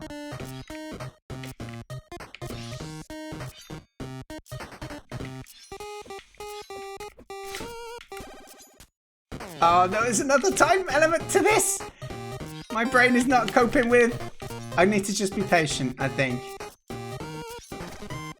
That was not the way to be patient. Spikes. Fall. Okay, let's think. Can I jump over the spike and just hold some time? I don't know if I can. Okay. Just go fast. Whoop! What? Oh, it's the last one is on the timer with the rest of them. Okay. I've got this, I've got this. How you doing, Tim? Are you doing okay, dude?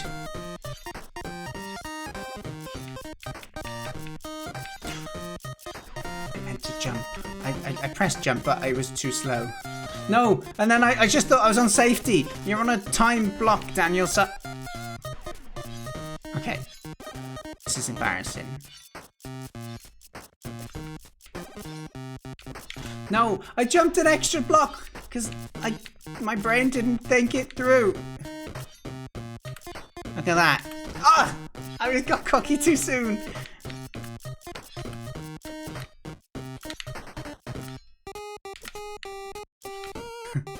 Well done, Izzy. Give me the... No! No! No death there, just you can die if you get caught in it! Okay, that's good to hear, Tim.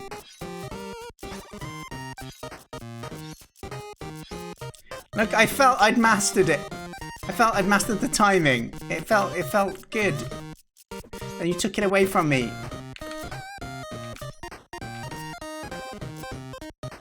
No! Ah! Daniel!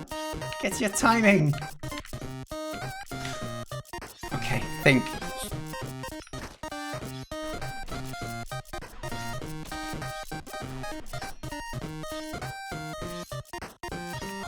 Okay, we got this. Just go slow. Everything's fine. They're not laughing at you, they're laughing with you. It's fine.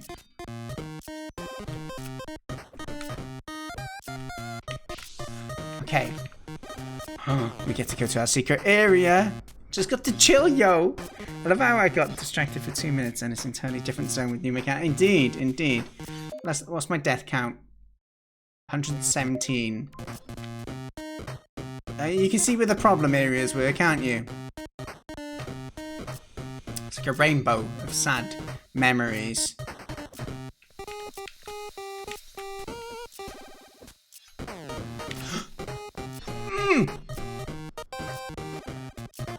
No! I've just gone back down! No. No. Don't worry, this is faster.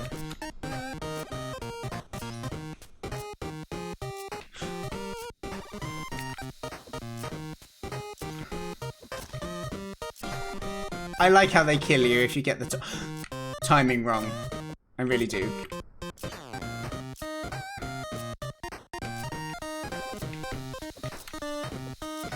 As much as I'm dying. As a result, I panicked! I panicked. No, I keep going down.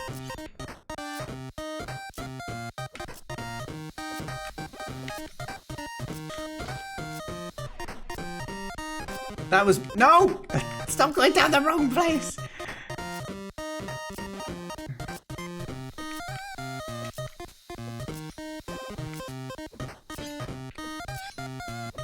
Give me a gem! No! No, not again! No, for fuck's sake. No!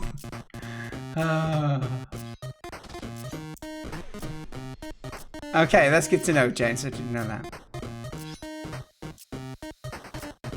I can't believe that.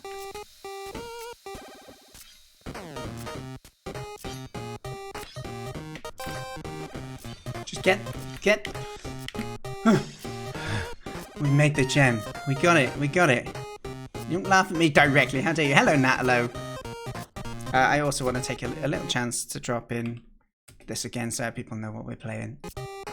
This is the game made by the wonderful GamesPlusJames. And if you check the VOD, we did have around an hour little interview before we started playing, which was nice. Okay, we got this. We got this.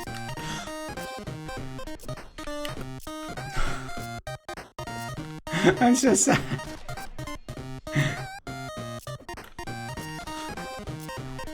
My brain needs to think.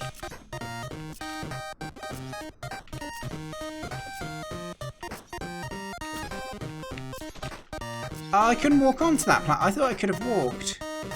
That's a jump.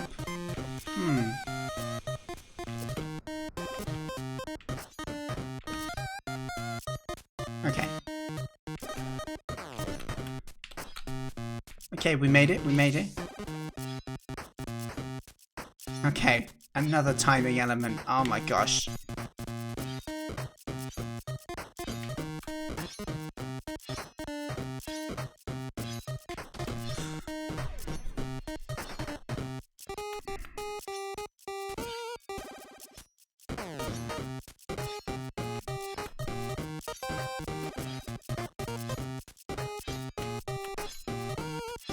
Okay.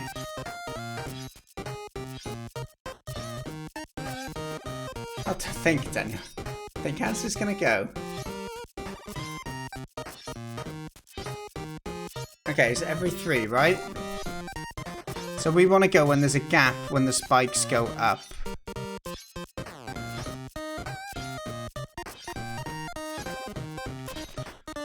I think I just gotta run through it, actually. I think I overthought it.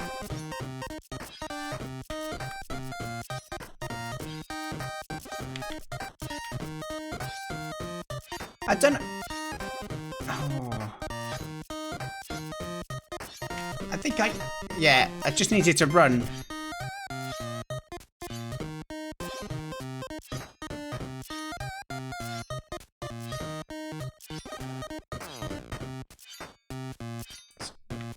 I felt I needed to make the... Oh no, we're all the way back. This is a nasty one.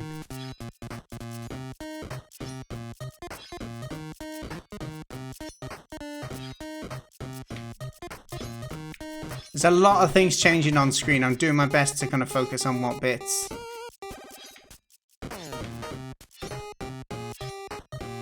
Can I just do it all in one? It feels like there's too many, which makes me think I should go where the block is and wait. It's only ever off for one switch though. So we need to time it. 2, 3, go. 1, 2, 3. 1, 2, 3. 1, 2, go! Okay. What are these? Do these go up when you land on them?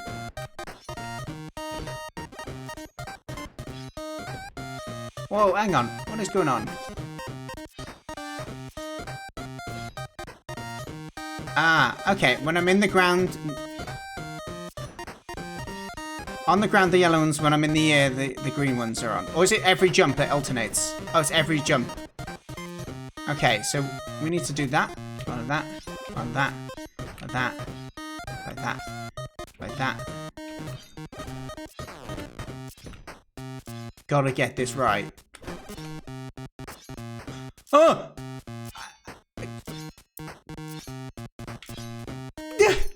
I was not ready for that.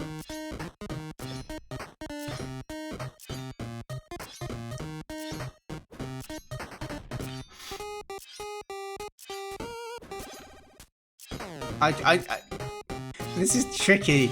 The timing of it is really, Oh! Bonk! Cool mechanic, though.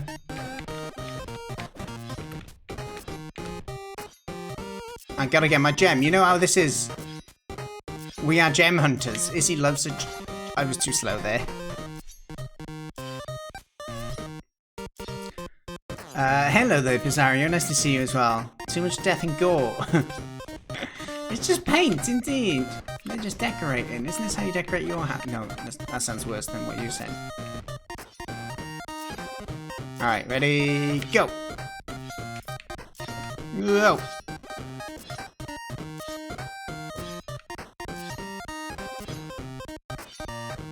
Right there. We need that to be off, so we're going to turn it back on. Okay. No, I missed it.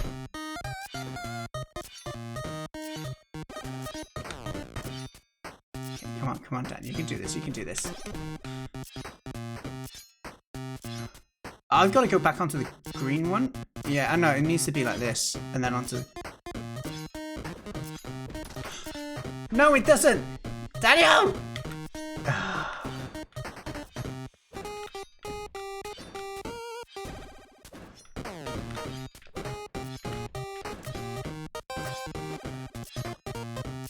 Get the gem. And Camp Batman sound effect noise. Of course it is. Addicted to gems. Same mistake each time. Look, it's a reactive thing. So when I jump, I need the second jump for it to be invisible and to go into the green one, right? So second jump would make it invisible, which means that it needs to be this stage.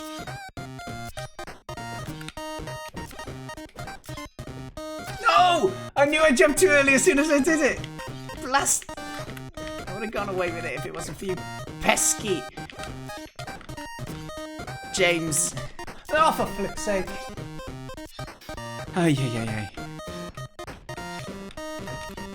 James, you got some really, really solid mechanics in this, dude. Yeah, I am impressed, good sir.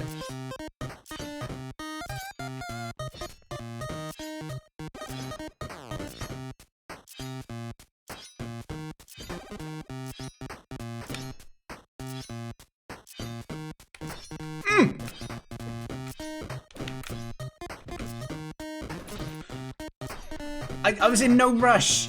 I get confused thinking the ones underneath me is going to change because all the timed ones.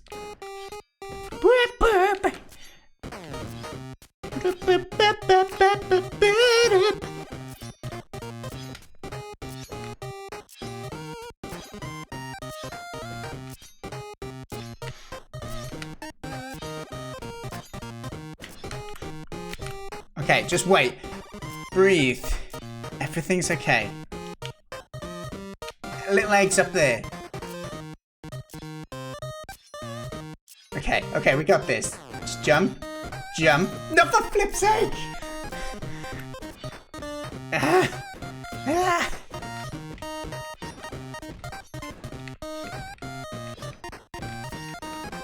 The good thing is, I think every death I felt was my own fault, which is really important in a game like this. Okay, here we go.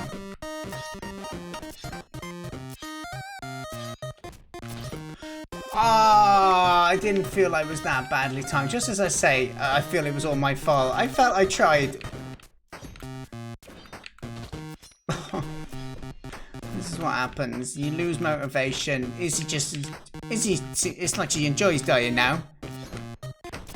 The combination of the time blocks with the jumpy ones, for my brain, and like, I understand the difference between them, don't get me wrong, but when half the time you gotta jump on that rhythm, and then you don't have to anymore, like, I'm still jumping on rhythm. I don't need to, but I am. Oh!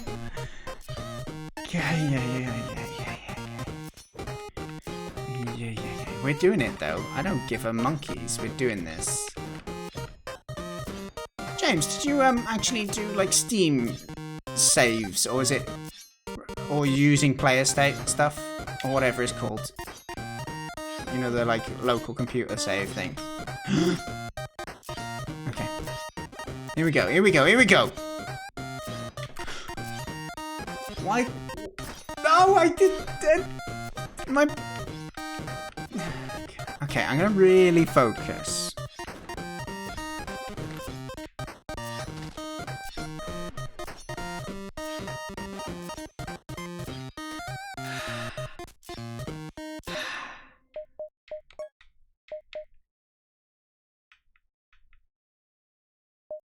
It was already on a low, the music was, just so you know. Just need to do a little quieter. It's a bop, but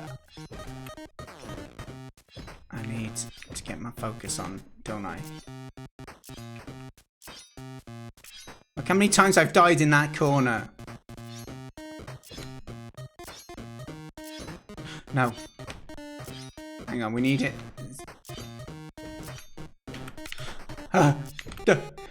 Okay, come on. No! No! Why am I so terrible at this? Okay. Jump. No!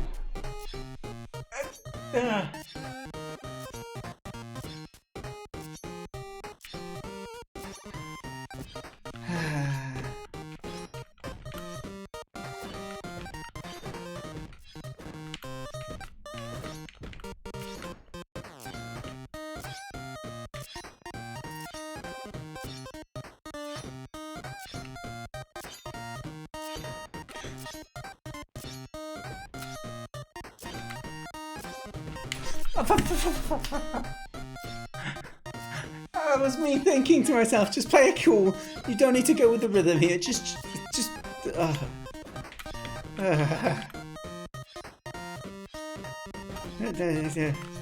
But I don't have words anymore, James. You've broken me. All for this silly gem.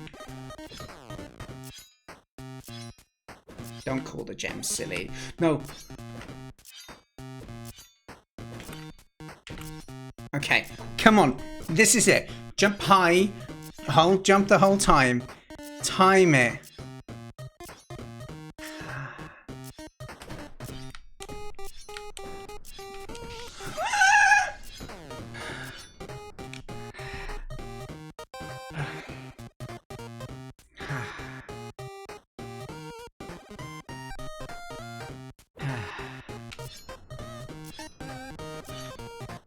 Oh, that's nasty.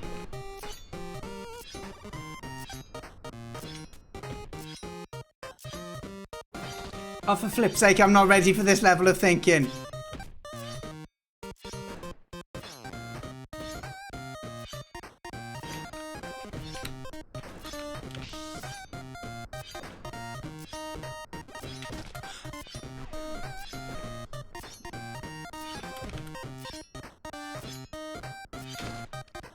Oh, of course it does. It. Oh.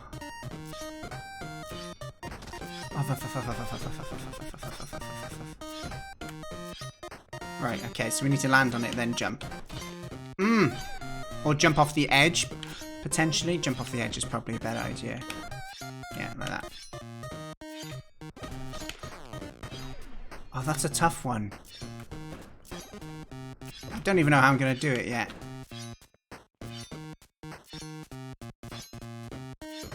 Jump and then hug the left wall, I think, is what we're doing. Whew! Okay.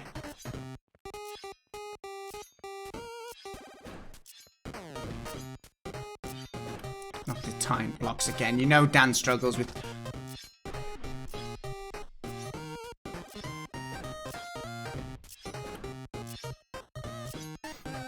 I need to...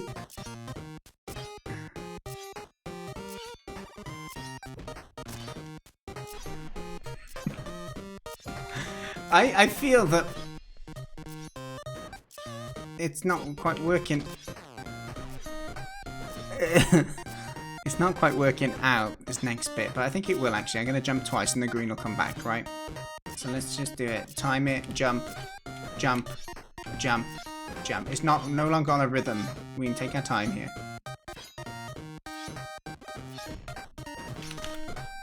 I don't know what I was meant to do. I panicked. Oh, how many times have I done that? It's so, it's hard to train your brain that platform's not going to be there next time.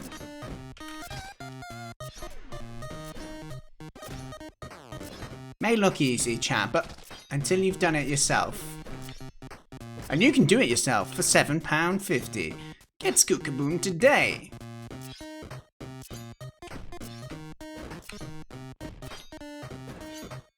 Okay, so I go in on this, I jump, and then have I got to do both? I've got to do them really quick, I think.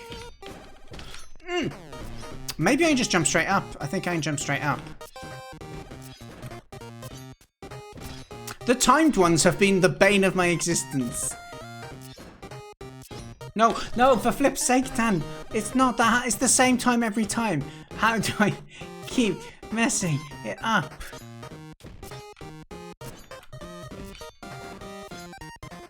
Okay. Okay. Oh. Oh.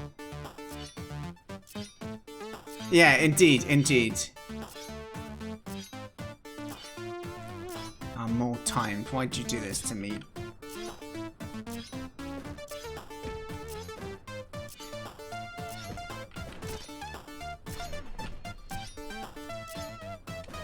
I see conveyor belts ahead.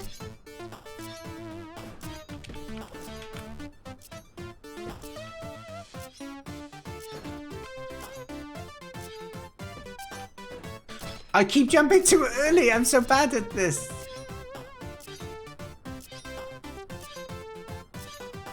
Jump now. Well, there's another mischance. What? Uh-oh. Was there a secret? You shouldn't have told me that. I meant to figure these out myself.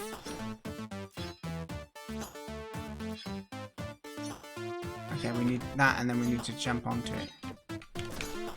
Bit too slow.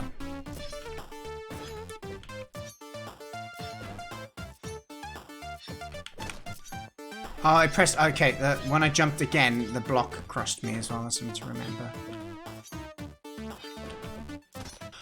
Oh, I double tapping twice there made me jump. I didn't expect it to make me jump again. I think it's just because it didn't go very high.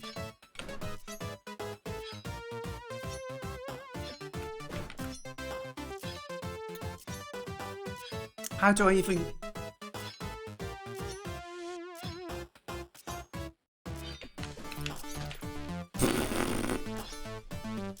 I don't...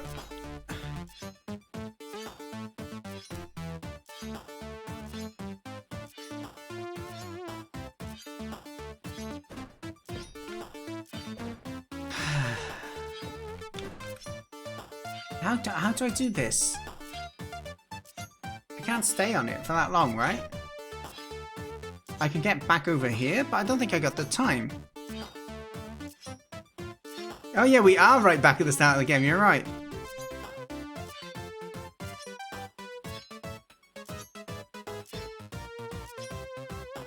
Okay, no, I can see the pattern.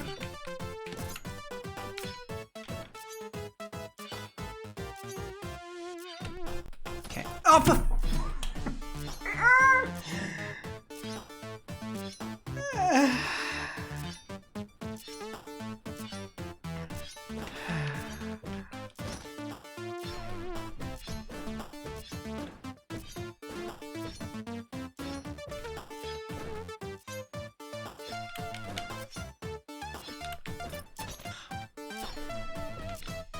It's like you have a mix of like rushing and not rushing at the same time. It's such a challenging balance. I waited. I shouldn't have waited for that second time. You have to switch your brains thinking so often. It's good. It's good.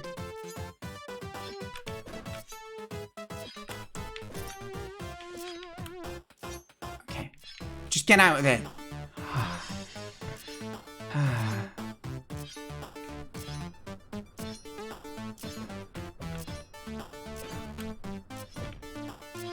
Hold on. This is the right way. Yeah, it is the right way.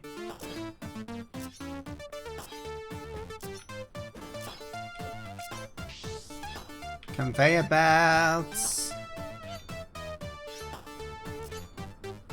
Okay, you've taught us a little about it. Meow.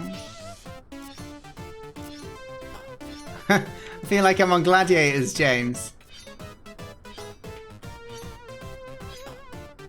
Oh, I thought I timed that.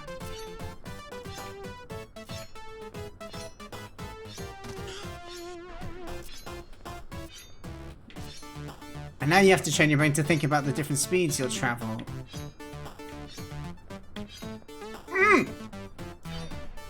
Can you jump maybe to... Ooh, I don't think that's intentional, but when I hit the corner, I bounce forward a lot.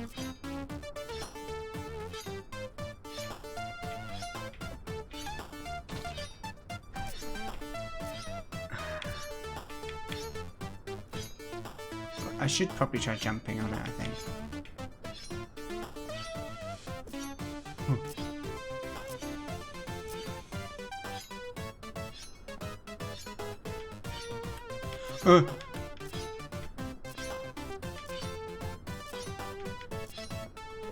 Ah! Oh, gosh, it's a different direction conveyor belt.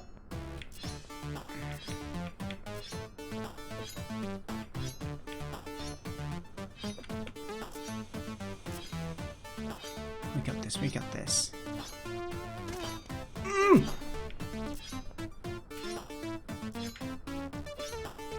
I can imagine Leisha making loads of those noises as she was playing this.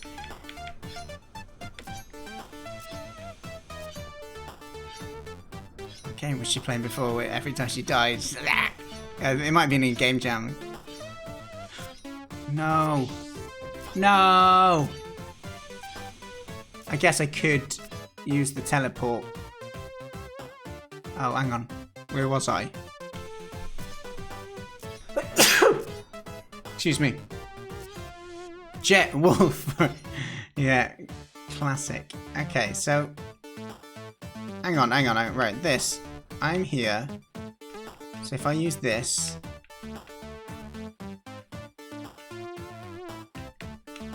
how come I haven't got the...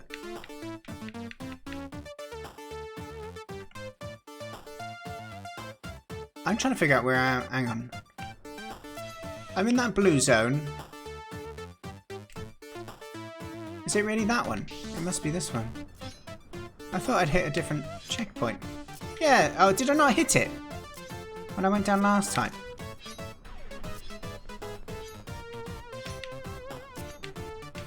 Oh, damn, stop rushing.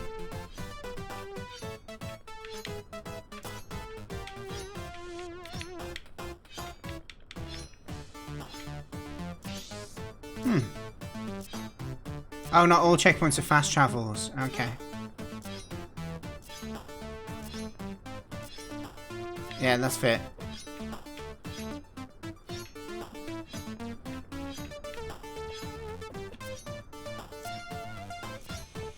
Alright, come on. No!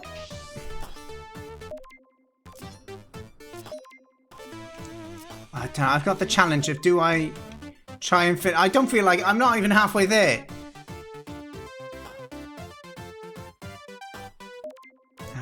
This is... No, I will be... I'm determined.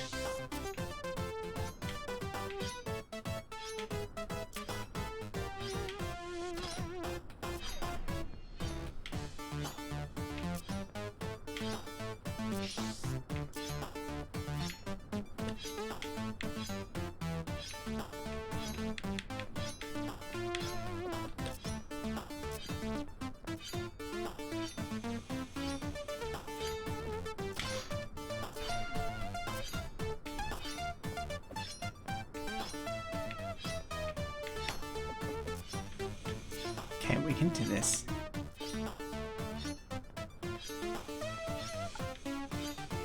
It's okay if I've missed one. I've missed one. I don't want to be told where everything is. That's part of the game, right?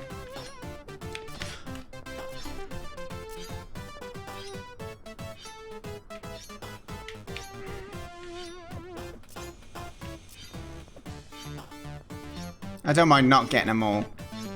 But...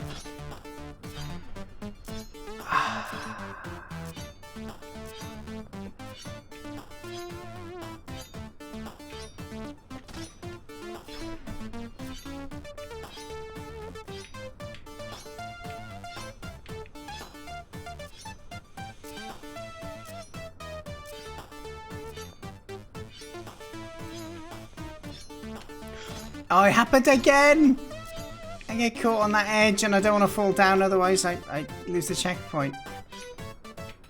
It's okay, we just need to jump sooner. No, every flipping time! Okay, I can left bumper though. I remember James taught me that. Wise James. You knew I'd be a sucker for this. Okay. Let's go. And we don't want to press back, we just need to hold it. Hold. No! No! That bit! I'm not prepared. As soon as I get past it, I need to press right. Ay. Such horrid little...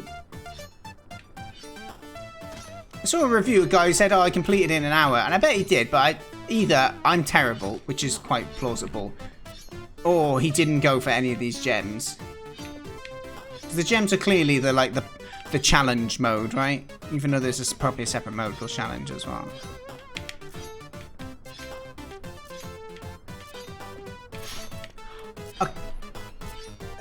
I've got to get back as well, that's the thought. I'm just struggling getting there at the moment.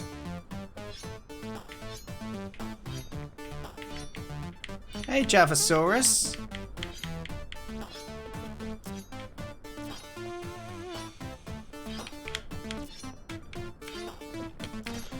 I just don't think, because it happens all so quick.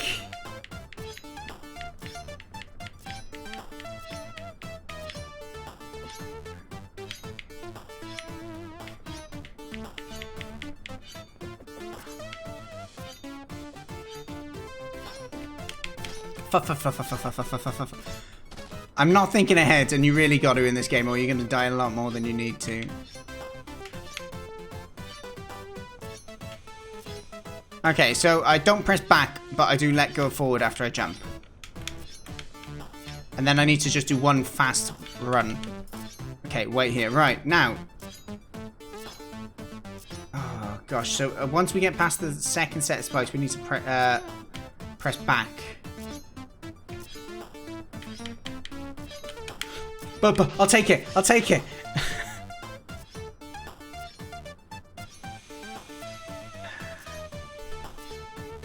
Thank you, Spacey. It was my first try.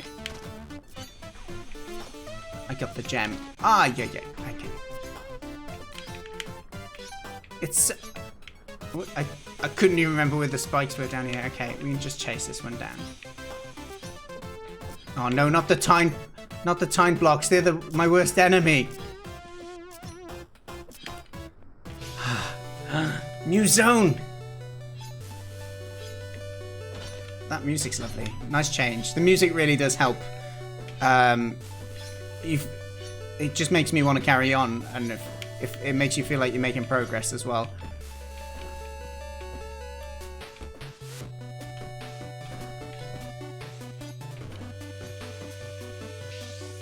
I like that I can see the mountains.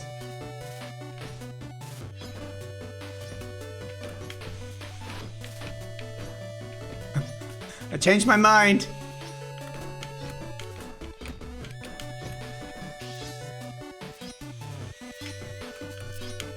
No, that...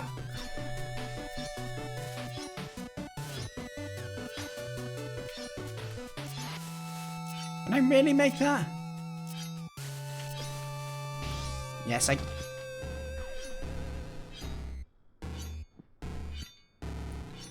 Tempest Kaboom.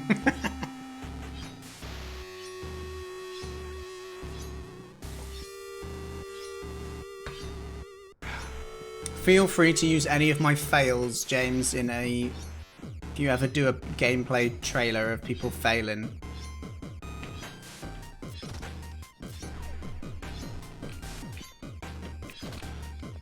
Okay, so if I've got to just do it all quick in one. how did that just happen? I don't know. I lucked it. Let's be fair.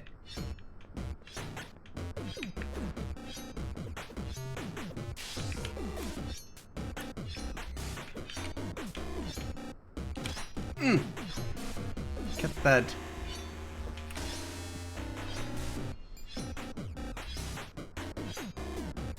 Next time.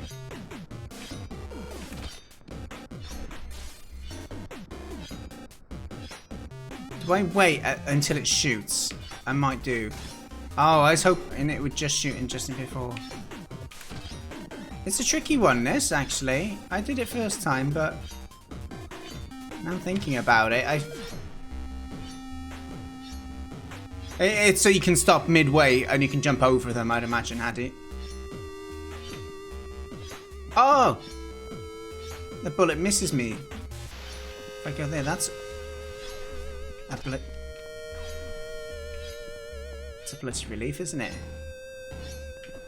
Oh wait, oh, my timing is so terrible.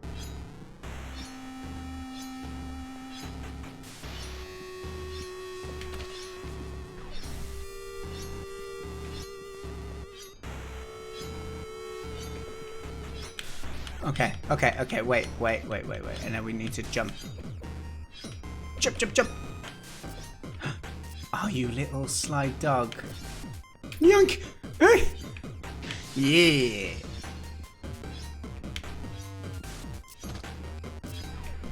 Uh-oh.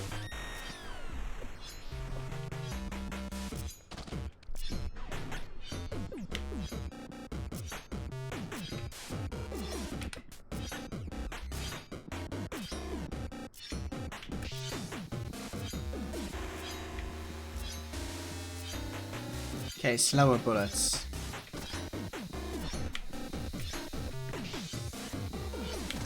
Ah, permanent spike. I thought it was a timed one.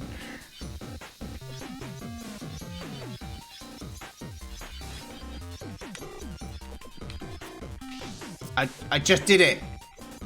This is sponsored by Nike, by the way. Or Nike. Sorry.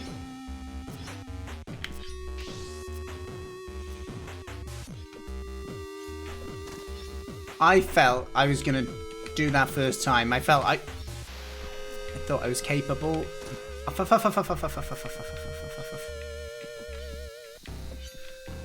No, I should have just stood still and jumped. Patience. You don't have to keep moving forward.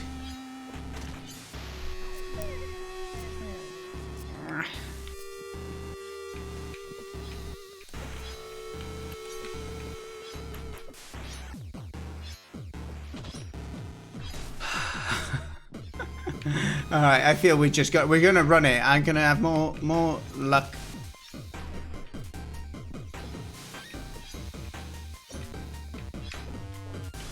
Oh, no! I'm so happy to see the springs again.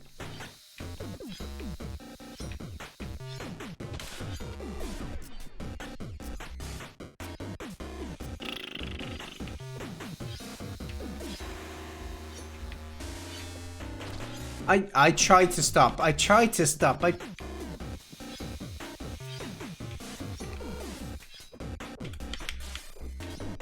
Okay. There's a bullet. No! I was such a panic.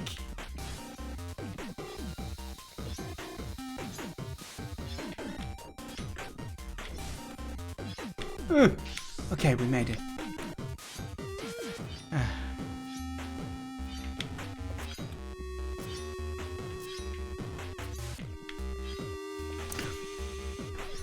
Sadness.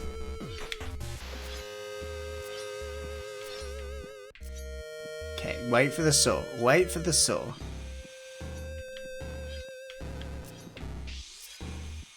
My timed block friends.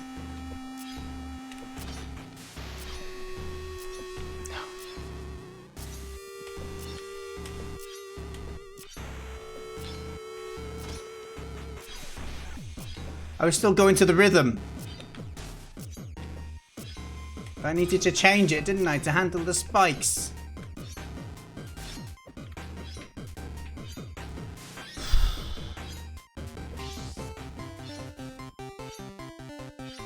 Uh-oh. Uh-oh. Teleports now. Oh, why'd you do this to me? So yellow looks secret. Yeah, I thought there was a secret gem involved over there. Or maybe it wasn't a secret gem. It's just... What?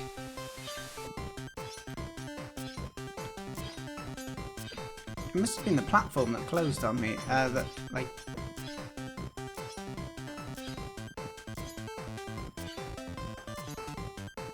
Is there a little gap I can just make? Oh!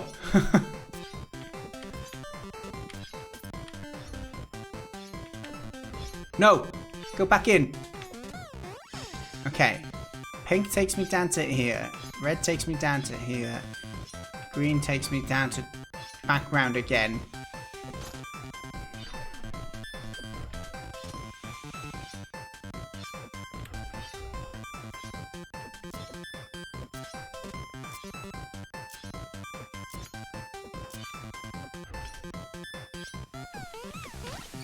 Should have taken my time. Oh my gosh.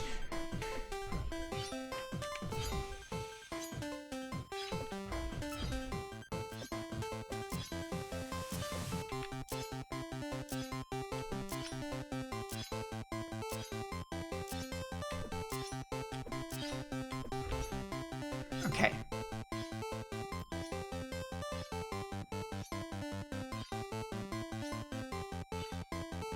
I don't feel a particular pattern here that I'm going to handle very well. Okay, oh good, we hit that. Was I meant to do it all in one? I was.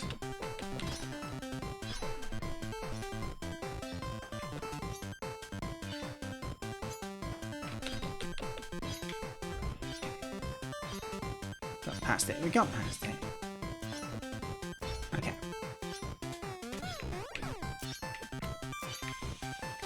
I hesitated there.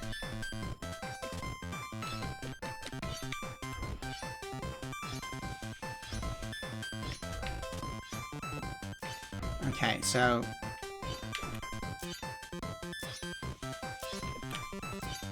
just go on the, we've got a bit to wait on the end, so let's just do that. There's something quite cute about that kind of like off-key little bit at the end of the tune. Do I want to bounce through here? I think I do. Huh, we made it through. What are these? Ah! Falling platforms. Ah! Am I stuck? No way have you done that. Oh, you're horrible, James.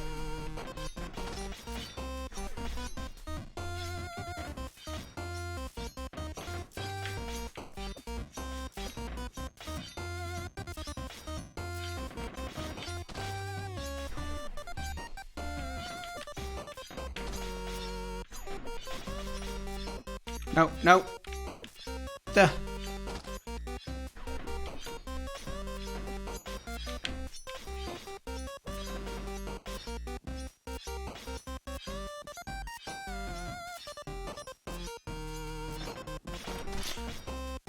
Aye.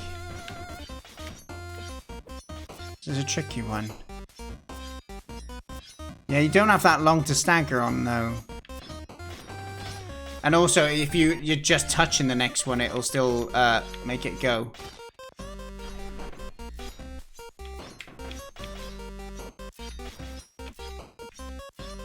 Look.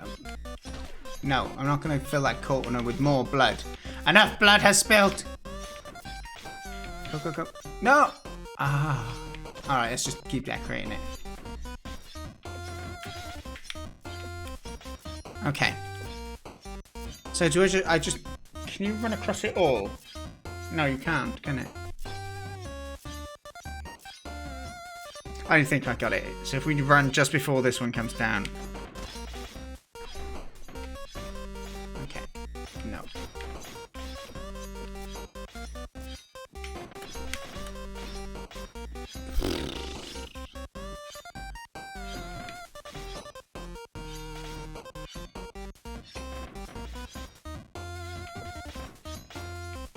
Secret. Where does this take me?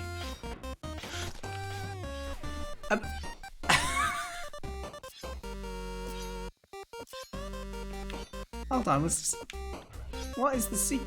Which way am I meant to be going? No, James, I'm stuck!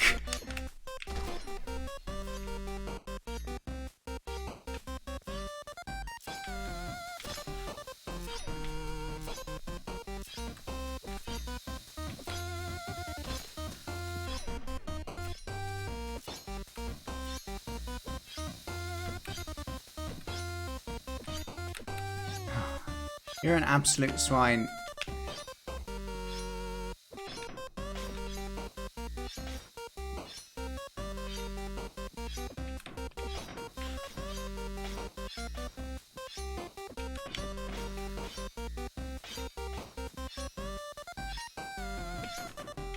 I did zoom out, I did actually, so it did cross my mind. Oh, this bit.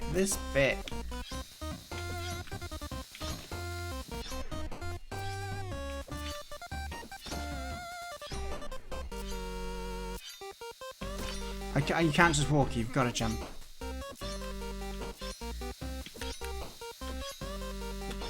For flip's sake.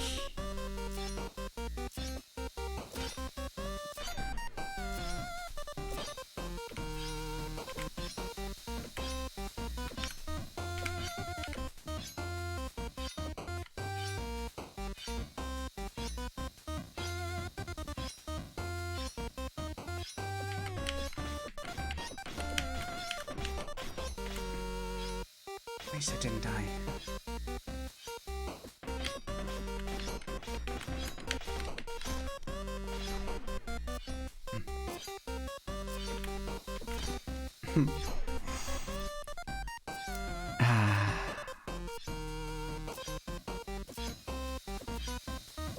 I will conquer it, James. I don't think I'm one who finds it easy, though.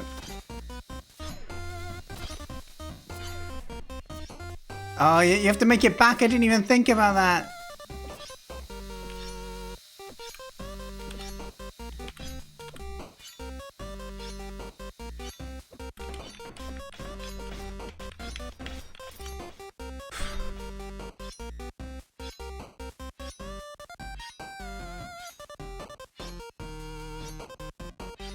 Okay, we just wait on that middle one. Oh no, there's this bit! I don't know if I'm ready for this. Ah!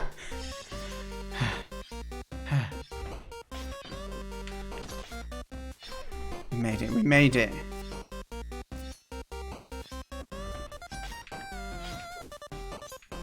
Uh-oh. Good. I don't know if I'm meant to be able to hug the wall to avoid those, James, but I like that I can. It feels unintentional. Where's the saw? I feel like there should be a saw along there. Okay, these are new mechanics, are they? Just standing blades, okay. So like roof spikes.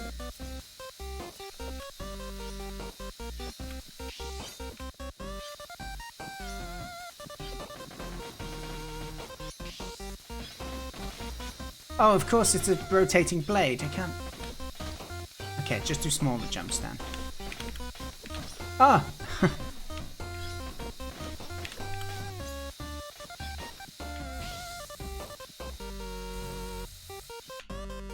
Oh!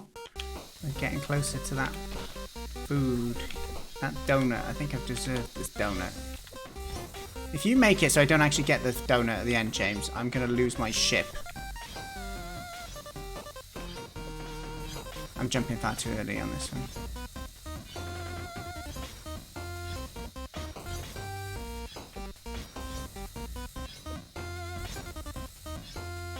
Okay, let's... Uh-oh. I was stuck in the floor for a second. Yeah, the problem is it activates when you touch the side of it. That's one bit I'm not massively keen on. It kind of makes sense, but...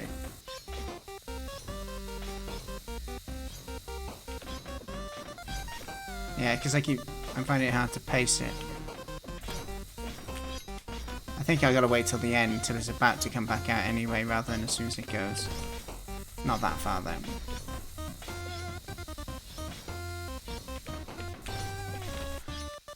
That's me getting caught on the wall, on the bit I'm trying to jump on. Oh, actually, you can just time the jumps, because you have a bit of time to jump after it goes. The grace period. Okay, I just need to get my accuracy up. Yeah.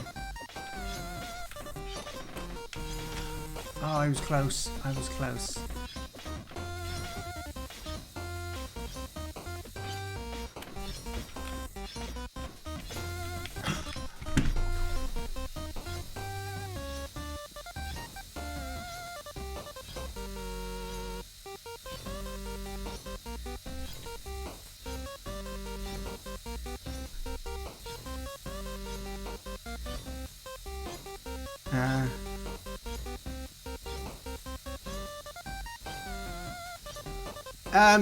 If I'm honest, you might have a point about the sprites, but I've not struggled with it. Reading it, I can see what you mean, but it's just too much contrast on the wood planks, I guess, is it?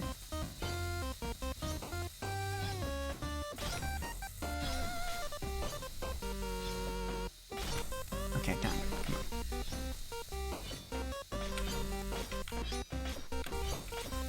Okay, we made it. Okay. Oh, the beams are not pleasant.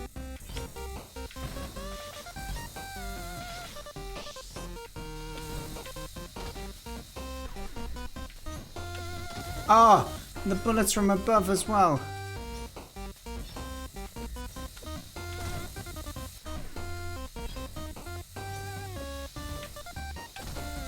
I think I can make it. I was going to try and time it to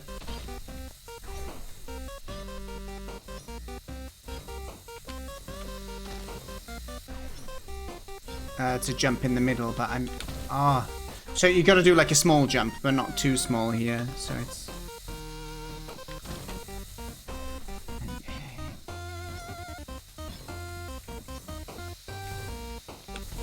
Oh, I think I could have made that.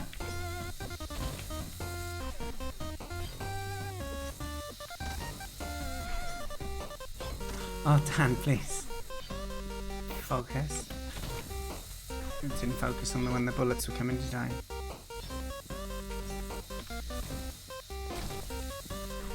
So I could... Do the bullets go through that block?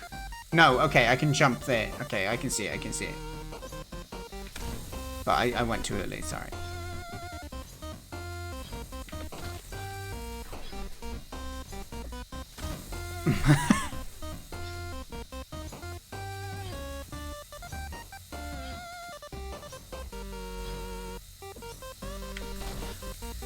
Yeah, the little jumps I'm struggling to perform accurately at the moment. So that's the bit I need to jump over. I don't know if I can. I take it back. Oh, that was lucky. Okay, we can wait on that platform then. We can just wait here. Probably go there.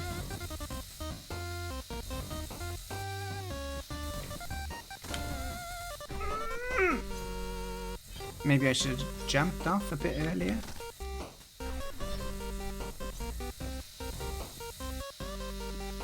I don't think I'm just going to chop my head off if I do that then. Oh, I just jumped a bit too early. Alright, that's fine. I don't mind this.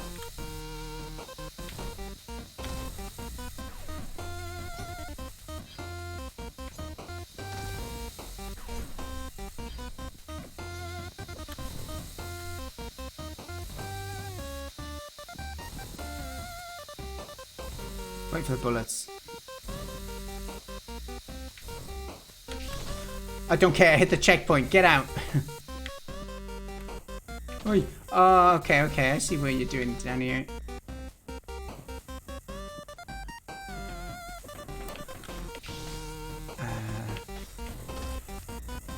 Oh.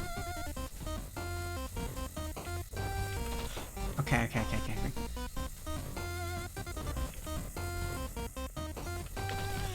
That is nasty.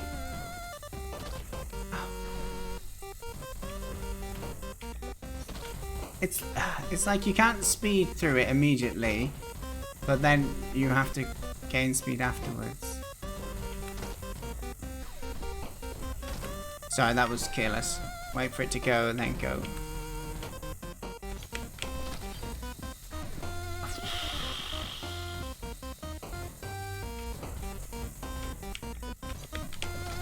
I think the problem is I'm hitting the roof. I'm jumping too early, so it's doable. Just need to. I think I messed that up though. I could have just waited. Oh damn, that's another strategy, silly boy. So you just wait here. Yeah.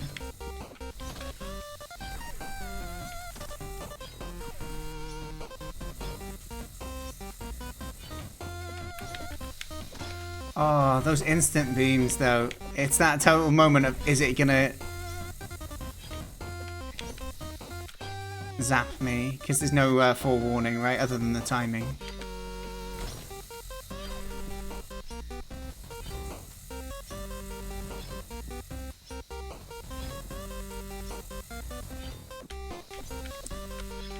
Oh!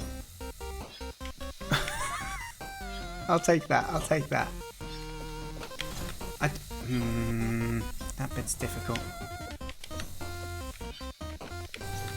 I tried just doing a shortcut and it didn't work.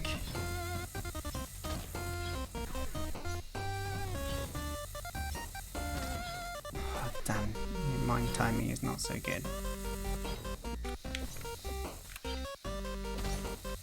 Ah! I didn't think I'd get hit if I jumped there.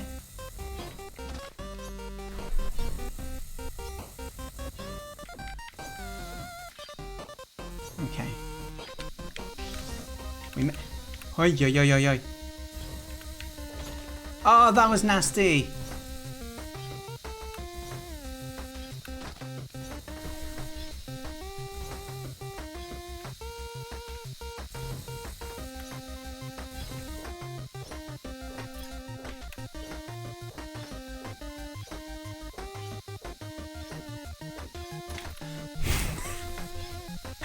Oh, it's cruel. A very cruel game.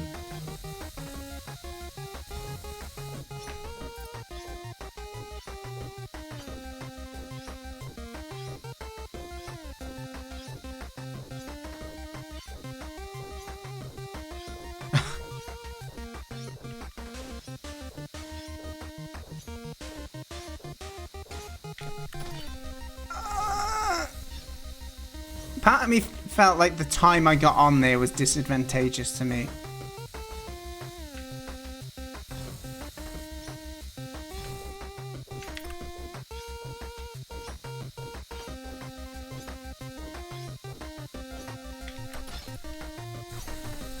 Okay, so it's got to be part of my deciding when I jump onto the spring as well.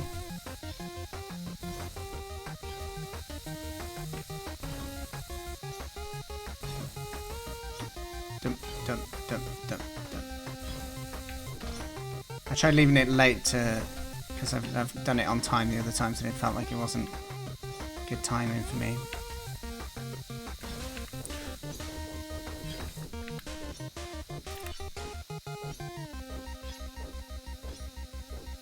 No! Oh gosh, the timing was fine then. The timing of me pressing left. Must be a reason why there's two springs. Oh, is one smaller? Oh, for flip's sake, Dan. Come on.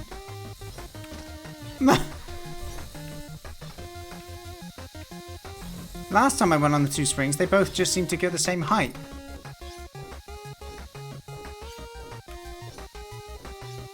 Right? So I don't think... How's that changing the... I don't know what you're on about. Oh. Okay. Yeah, that's a good point. give you this round. Now.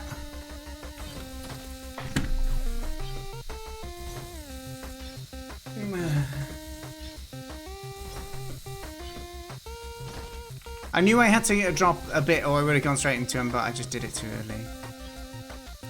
Sorry, Elisha, I should have taken your advice. It was solid advice.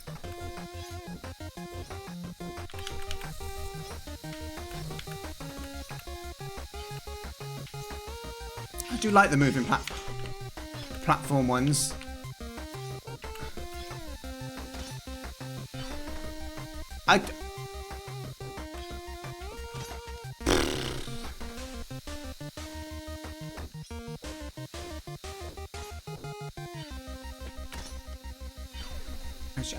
I did it first time just by luck.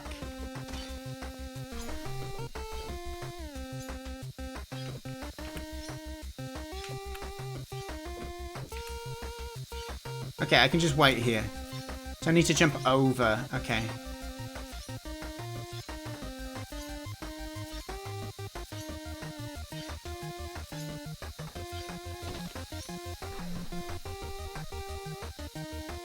That did not go to plan. Yeah, the save points are frequent. I think they're well paced.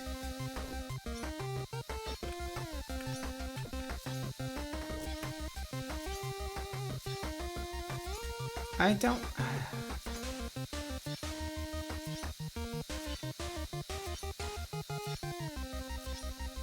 Cat has got to go in front of him based on the timing of this, right?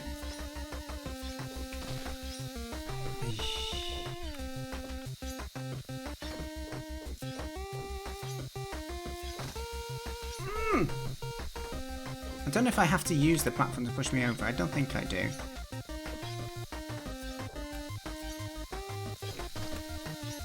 It's very hard to get over that.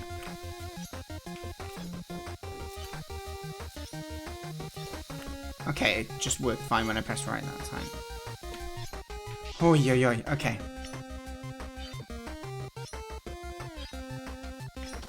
That was silly. Sorry.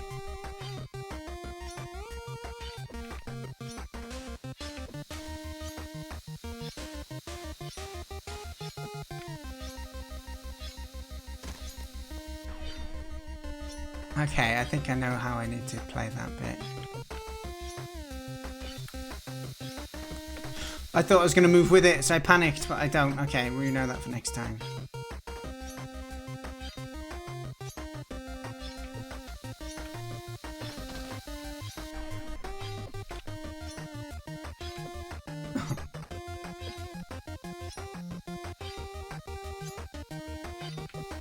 Dan, come on, man.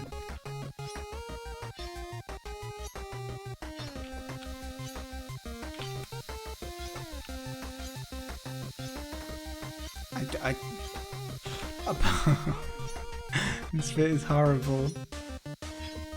This is a game. Hello, I would say. Hello, Timo. This is a game made by GamesPlusJames. We had a chat with him at the start of the stream, and then we've been playing this game for the last hour and a half. I'll drop a link to it in chat shortly. Oh, I did get to... This bit is nasty, James. I feel we are getting closer to the end, so it needs to be nasty.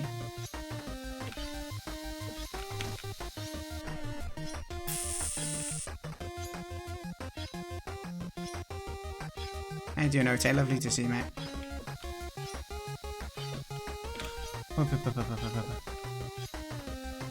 Okay, jump through the gap when it comes through. Oh, yeah. No. Sorry, that was silly of me. Just wait for the time.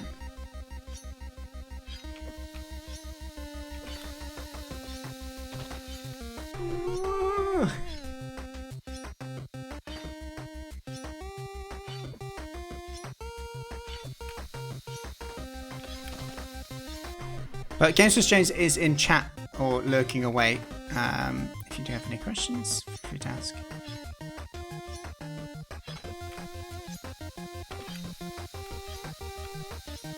I think I made a mistake again.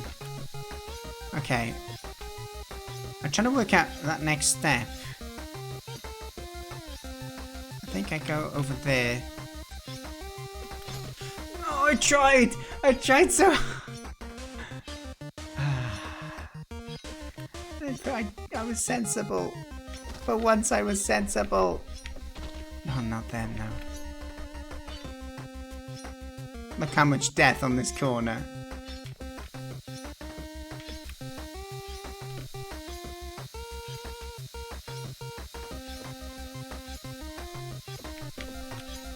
Okay, wait here.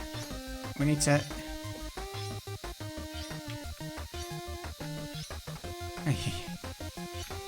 This bit is so horrid. I'm trying to figure out what to do while trying to maintain my jumps.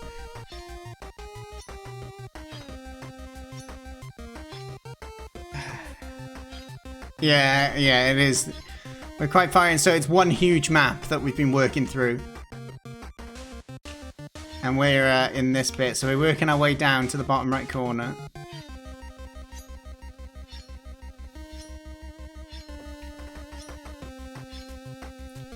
I think we're getting close to this bit, though. But this makes me worry, because this isn't even, like, the end. This feels like end game material for Dan.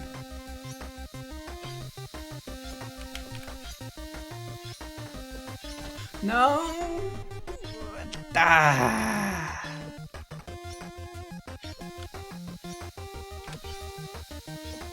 But look at me, I'm doing it better than I was, alright? You're getting better at the game.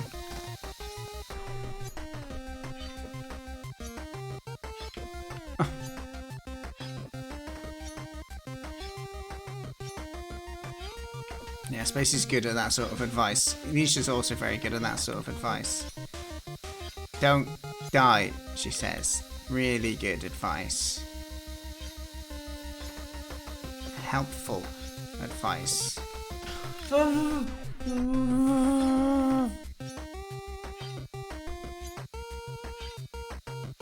Nisha, there's one way to know, right? When you move over here in a couple of months, you can stream it. Set as a donation goal to play for straight in game.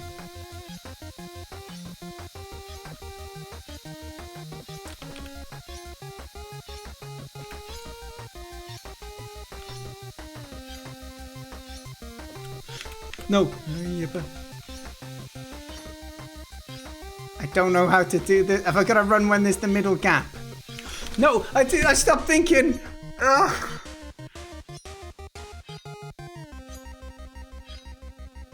Come on. Oh, yeah, there's me trying not to swear or say flip every 2 seconds.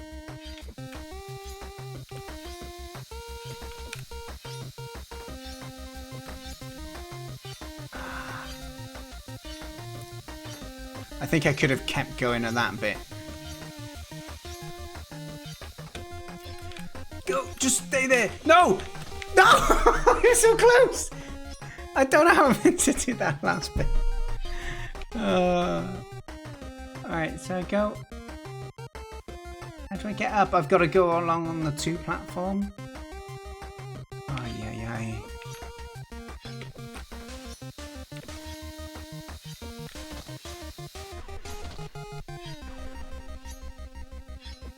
Been desperate for a pee for around 45 minutes as well.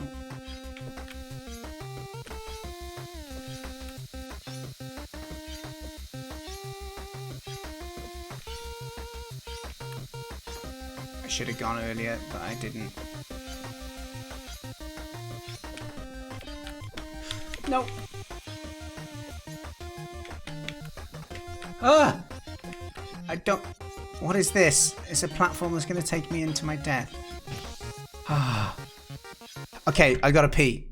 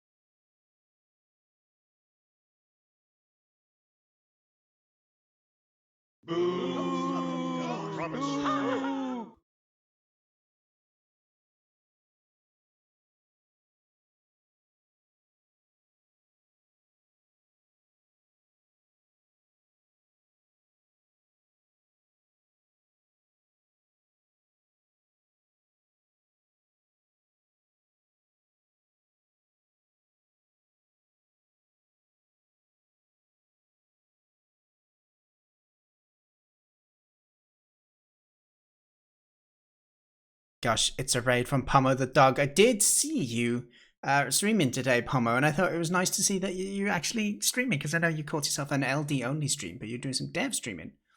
Nice to see you. Thank you for raiding. Welcome along. Gotta play this all in one go, otherwise your character will explode if it idles. Oh dear, 382 deaths. Look, I'm fine with this number.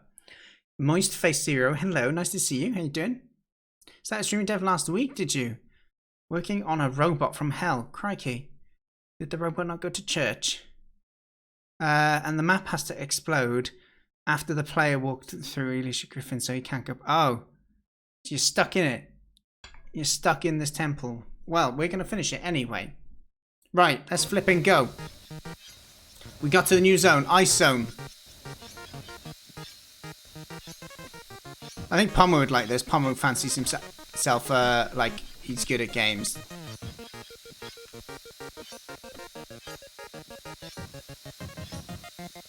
Oh, we could have dodged that there. I mean, obviously, I tried to do that. Oh, I thought we could hug the wall. My mistake. Oh, I've came down too early there. Let's wait.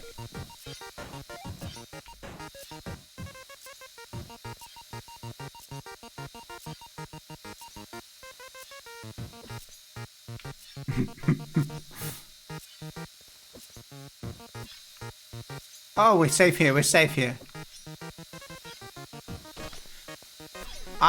Oh dear, it's a long old checkpoint for someone of my skill set.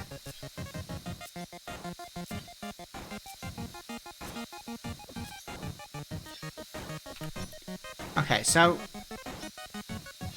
we basically need to jump on. How do we get there? This feels harsh. Maybe you just run and jump it in one. No, it doesn't feel right though.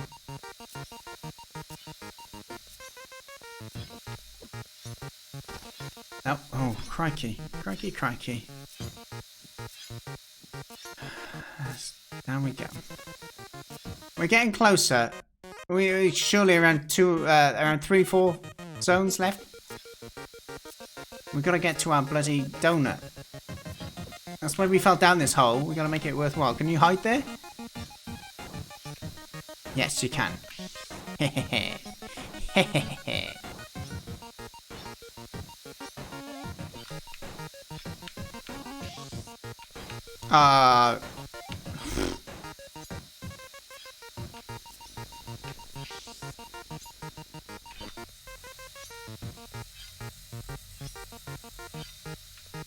No! Not panic.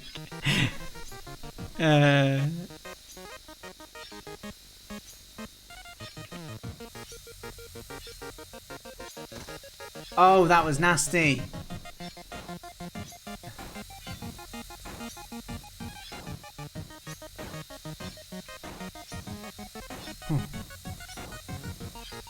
No! I was so concentrating on when to run that I didn't even notice the blade coming at me.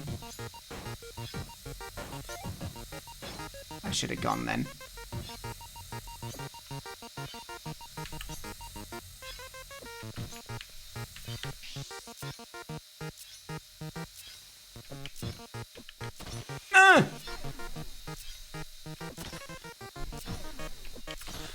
You know me and my time blocks. I'm terrible at them.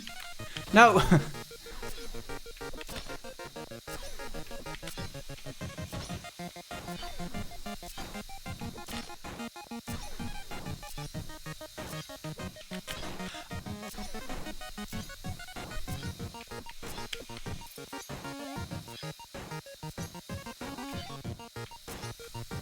Okay, we got it. We got the diamond.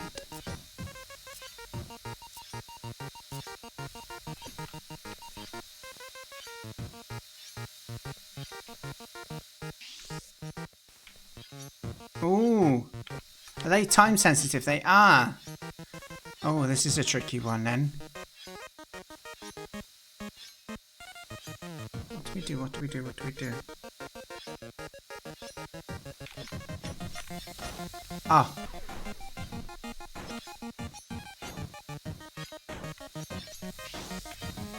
Hide. Whoop.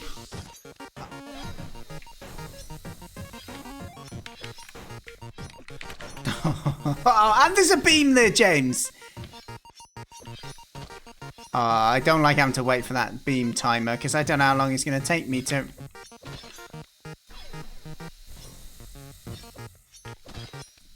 I think I got more time than I think with these orange spikes. No, I don't.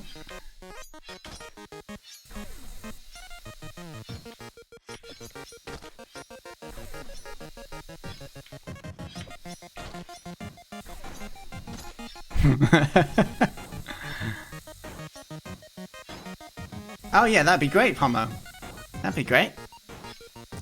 You're supposed to be able to hug the corners on the blade bits. I think so. I forgot that I land on one of those. Oh, if it's not... 2, 3, 4. 1, 2. 1, 2. No! I just had to keep going. Oh, I'm gonna hit the beam here. Okay. 1, 2. Alright, that's too early.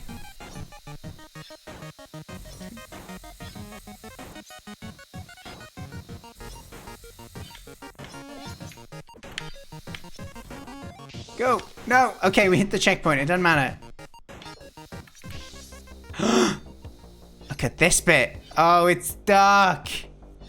Oh, that's lovely. Look at that little bit. Look at him go. Whee. Oh, so cute.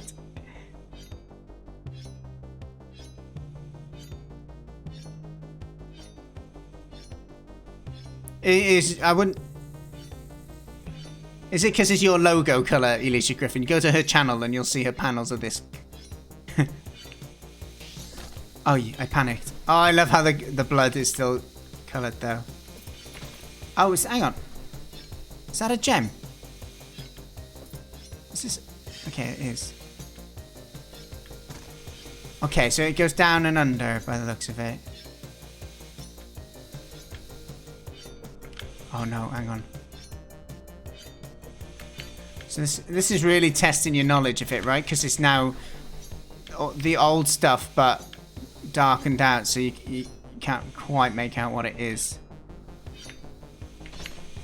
They're all going backwards, though. Okay, I thought there'd be one going forward just to throw me off. James isn't that cruel. No, Dan, come on.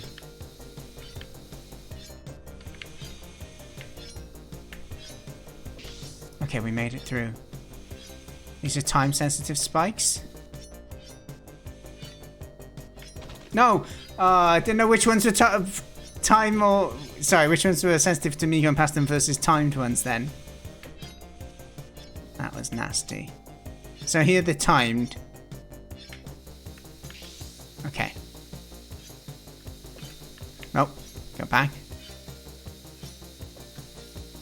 Can I... Oh, there's a gem there, isn't there?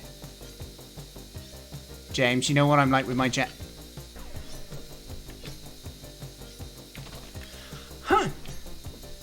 Ah. Off.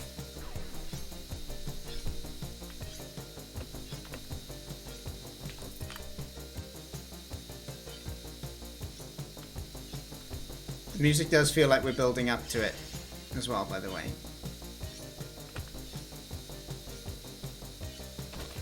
I tried to go gently. I'm rubbish on a controller.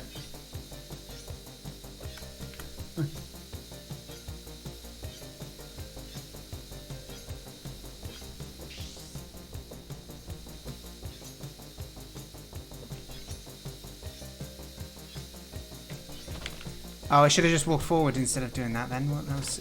Oh. Maybe we can just light up the way with blood. I mean paint.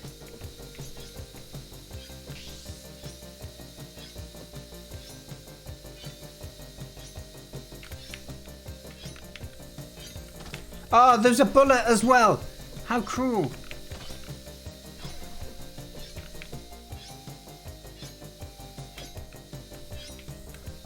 Oy, oy, oy.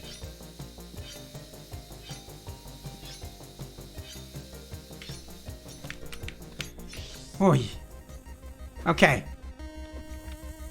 Oh, there's beams.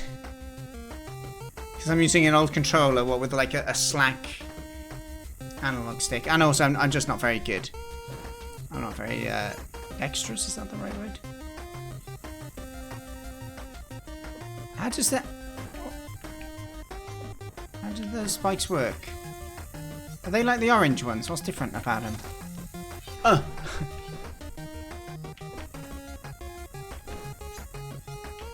I guess they're quicker variances of them.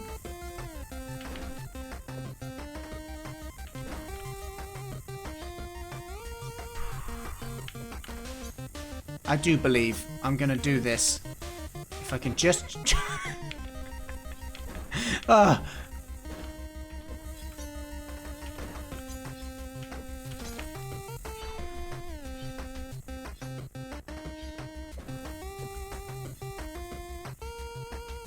Got the power music on though. Right, just wait. I tried timing for that. It's not like I didn't look ahead. I did.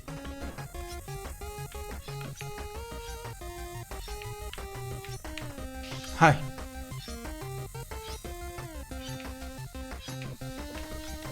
No.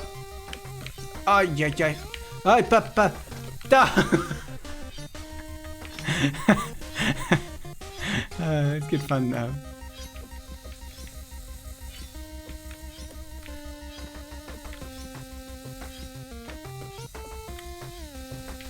I try going over to the right. That's... Okay.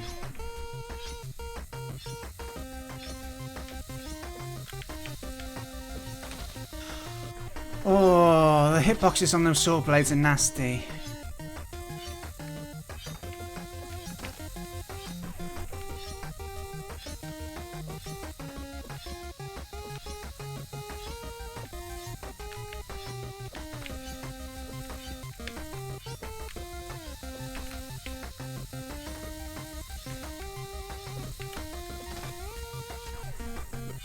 What happened? I don't even know what killed me there, James.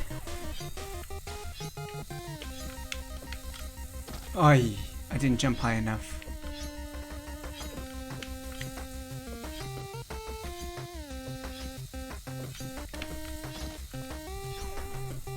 I do believe, I got this. I am the best. Oh, it's probably the beam that got me last time, I think. How much is left? What's empty on the map?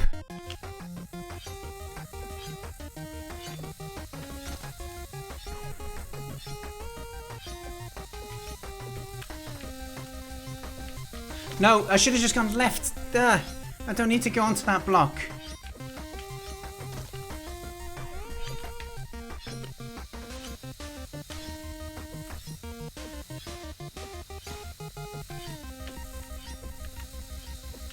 Okay, now we... Oh, crikey. Ah! Just wait in that corner up there then.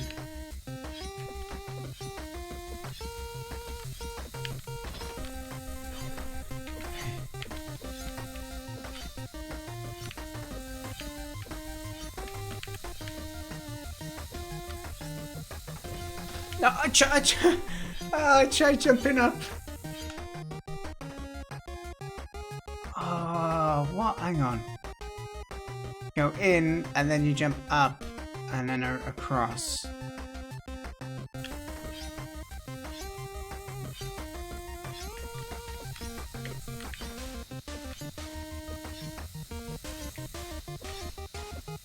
The top bullet was too slow there. That one's good.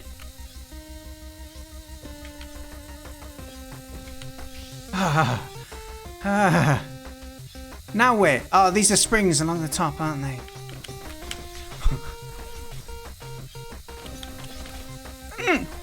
Thank you, Handy. I do believe. The power, the energy from chat is just driving me forwards. Oh, yeah. What?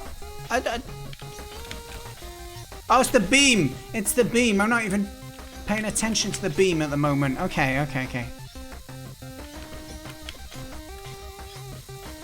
I didn't know what to do next. I panicked. We need to the next one fall, then fall left. Oh, there's even a green spike behind me to screw me over that way.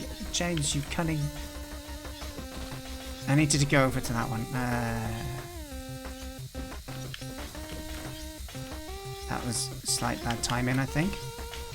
Okay, good. It's okay. We hit that little. Oh, the beam! I keep forgetting about this dastardly beam. Okay. Here we go. Here we go. Night off to bed. 2 hours later. Wonder why. Good. Thank you very much, Locke. I think James did the art himself. I think. Possibly his wife as well. Oh, man. The amount of turny things you don't know on these. Oh, and fireballs. Fireballs are really nicely done. I was just complimenting them and then they killed me like that. Why are you going to be like that? Right, my brain can process this stuff a bit better than some of the timing based ones. I need to just wait at the end of that platform though.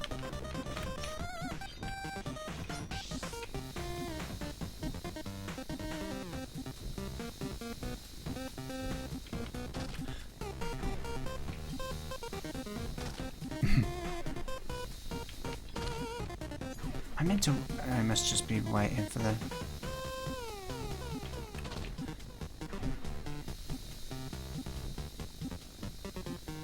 Sorry, I don't know what that was. Oh, I can wait on that edge of that platform.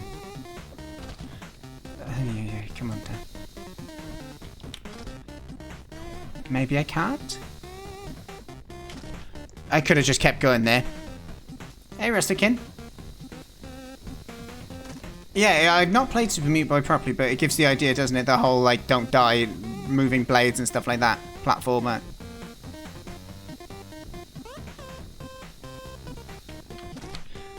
This bit's tough. This bit's tough. Maybe there's something not understanding, but...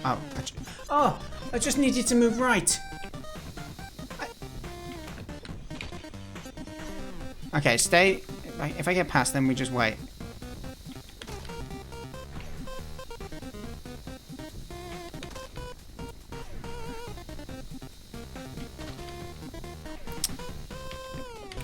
I meant to wait. I just wasn't ready to make it.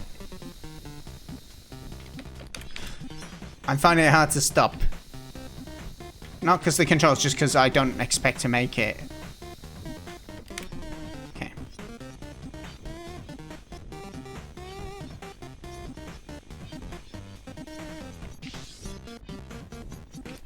Oh, of course, sorry. Oh, cool timing. Okay, that would have worked.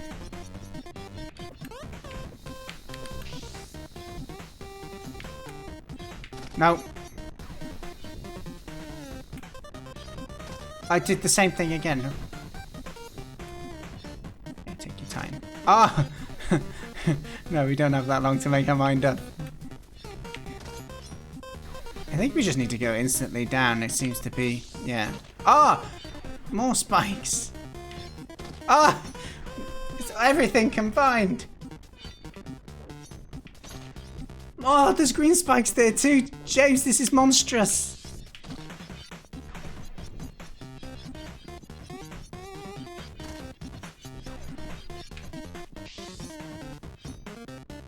That's quite a... Oh, it's because it's a... one you can teleport to. Okay, I just saw what that was, yeah.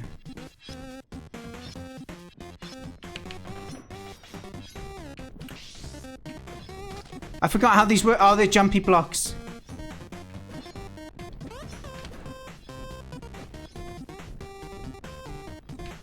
Ah! Damn you, fireball! That is what I said about your game before, Outfrost. You're completely correct.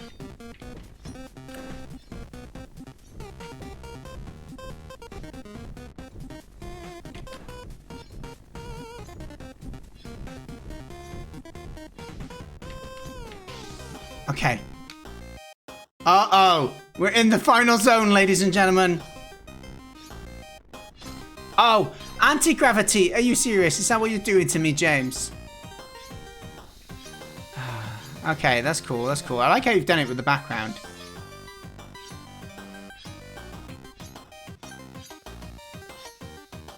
Oh, there's a spring there. That could be troublesome, right?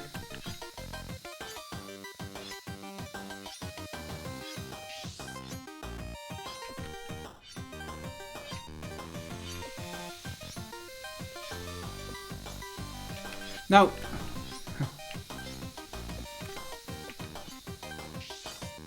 Okay, secret. It's got to be a secret.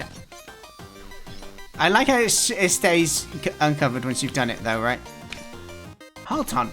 Hold on. How am I meant to do this?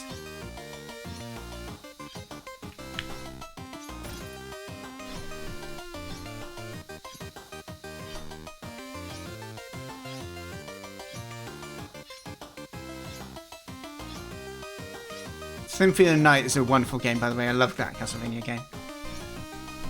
Am I missing something here? I just feel like I'm gonna die.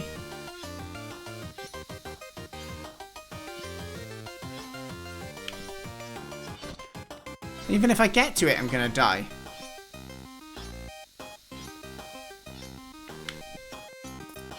Okay.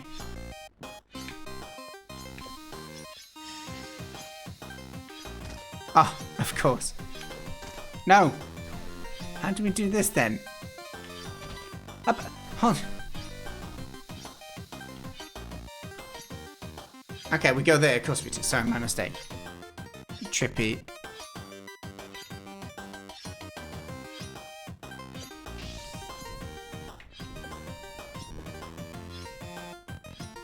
Oh, this is just backwards jumping, James.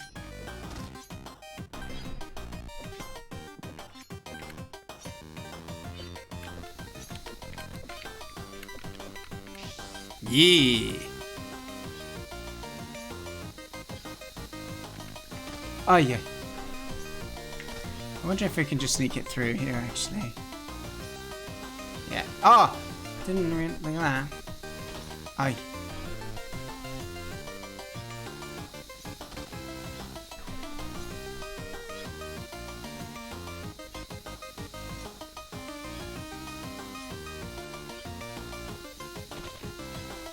Might be easier to do this other way. The timing's a bit difficult. Okay, good. What got me then? Oh, of course.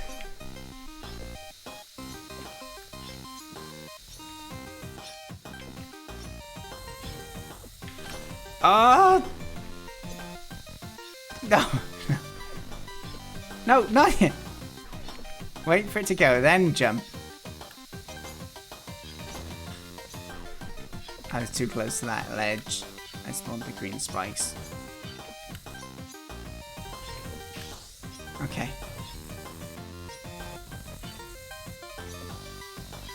No! Oh, that was...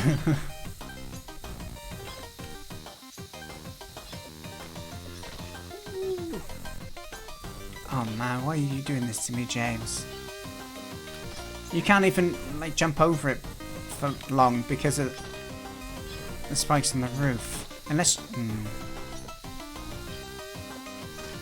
Okay, I can go under afterwards. I can see the pattern.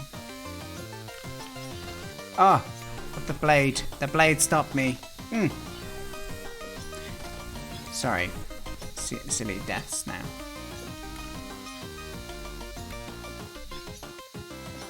I just didn't... I panicked.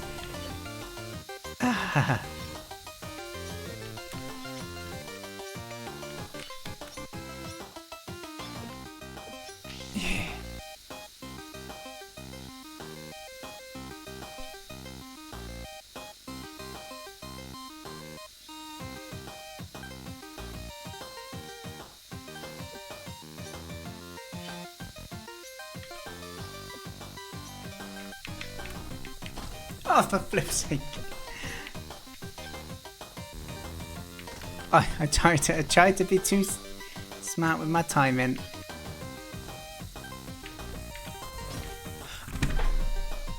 I didn't even see those.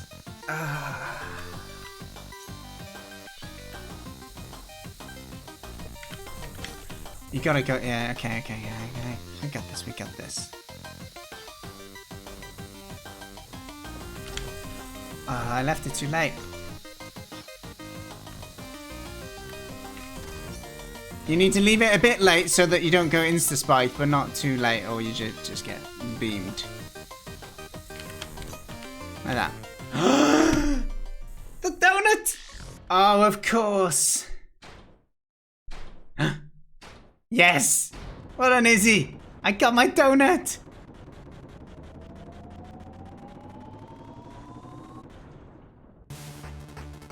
Ah. Oh, what? Is this an escape now? Or what's this? Powered up?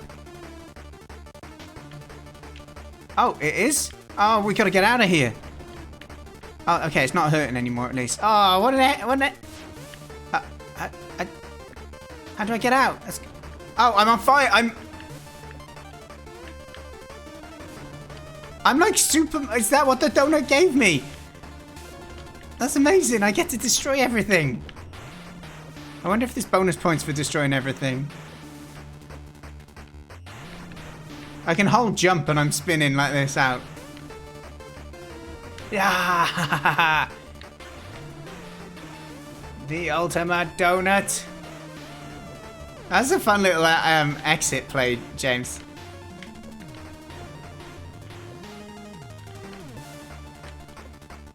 Yeah! We did it. We did it.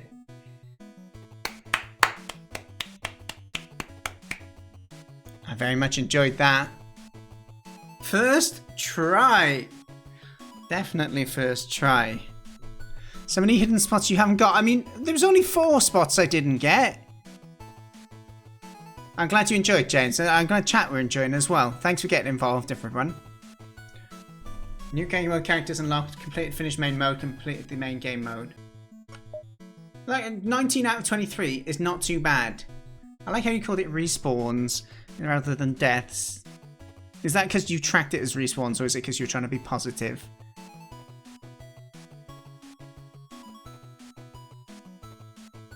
You looked away, so you were just there backseat criticizing, right?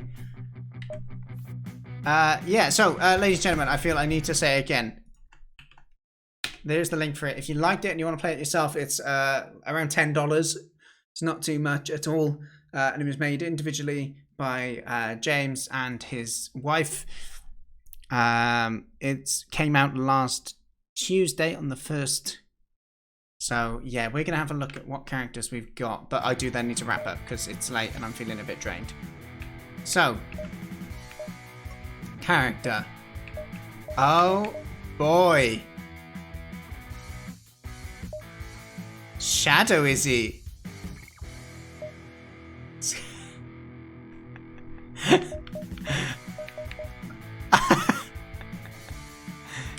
Yes. What's the different game modes we got then? Okay, so main game is that destruction. Speed through the level as quick as possible with traps exploding at your touch. Oh, so this is just like a speed run, is it? Oh, well, I mean, we can try it very quickly, right? Holy cow. Hang on, do you say the traps explode when I go into them, or no? I don't think they do they? I think they said it did, didn't it? So it's just like a platformer mode. Does it kill? Yeah, okay, cool. So for those who missed the, I guess the game earlier, this will give you a chance to... This is just like a speed run... A platformer mode, which is quite fun actually. Why not add a little game mode when you've already got the mechanics?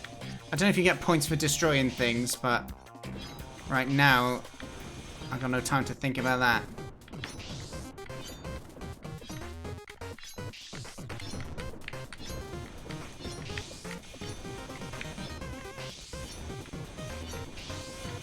think you can probably get the gems really easy on this mode. I'm not too sure if they still appear. Come on, round we go. So we can play it on this little mode as well now if you wanted. You can see me right at the bottom.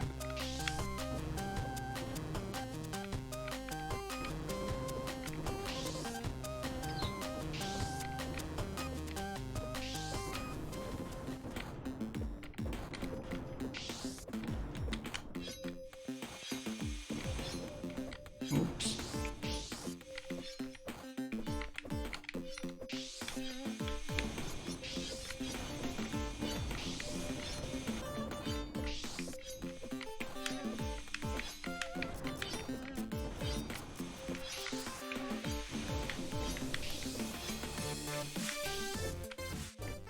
I'm just getting into that, Bob.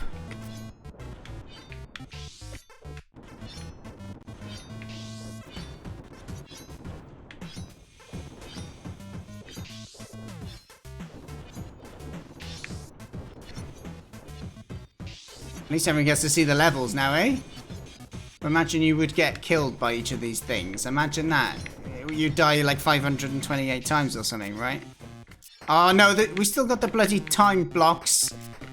James, I know you need them, but this has ruined what was otherwise a lovely mode for someone like me.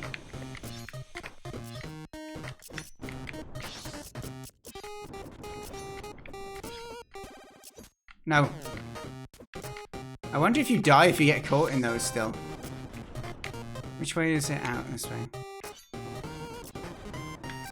Oh, really, James? That is a fun fact. Look at my cool glasses. That's the biggest point here.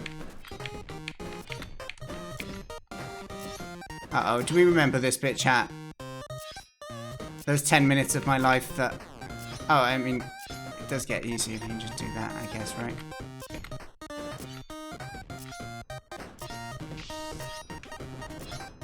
Don't need to worry about the spikes now, just the platforms.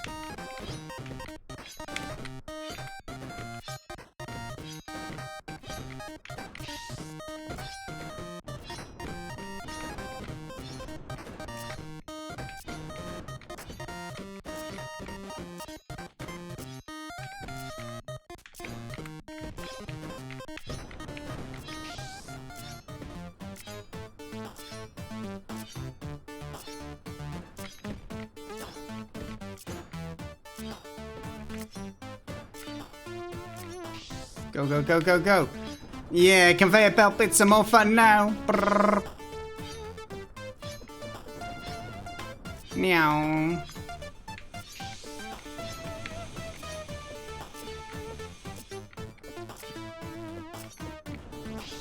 Meow. I did enjoy this. Oh, it's slow down there, isn't it? These spikes will be fast now. It's fine. He looks particularly badass with his glasses just running through spikes. Ah, yes. We're happy with this zone. No time blocks, just plowing through.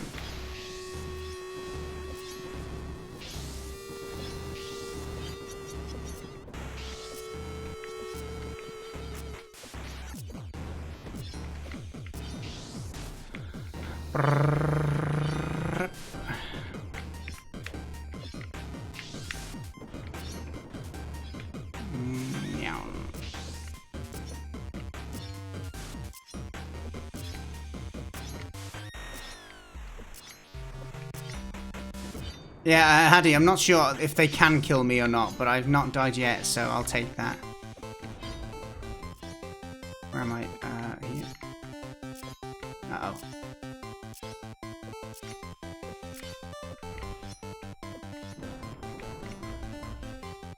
Where am I? Over here. Hello? Do that. Yeah, that ending was super fun, James. I didn't expect that. Oh, this bit. This was a troublesome bit. Dastardly mechanics.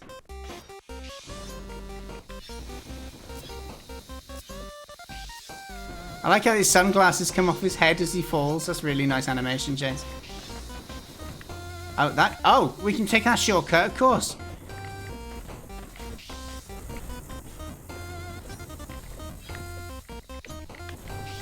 That'll do nicely.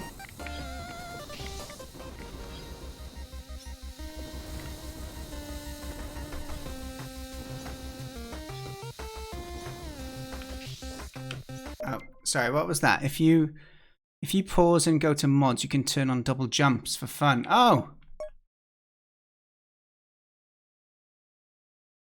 Oh, that's nice. So, can you do it mid-game? Uh-oh. I think this isn't meant to stay up the whole time.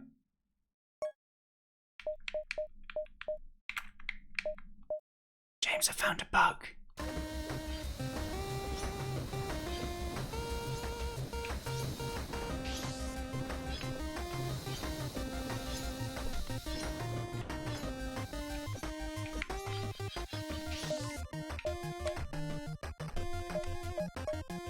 Oh, this time it didn't come up again. More checkpoints. Oh, that's on invincibility, instant pickup. Do you know what that means? Double jump. That's really nice that you made like accessibility, dude. I mean, we can put double jump on for fun because this mode doesn't really matter so much.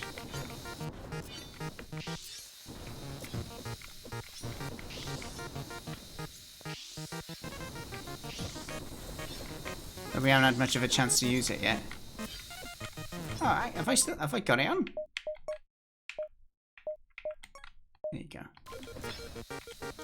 No, I don't know if it's going on. Oh, save changes. I'm not doing that. There we go. Oh, that makes sense with the gems, James, yeah. Well, I played it hardcore like a champ. Oh, not hardcore, there's actually more difficult mode, but shh, you know what I mean. Oh no. That was the slow way round.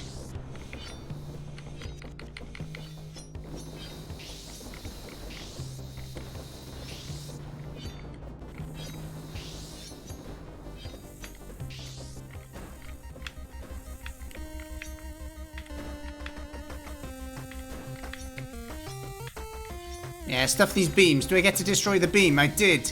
Yeah. Get out of here, you... Uh-oh.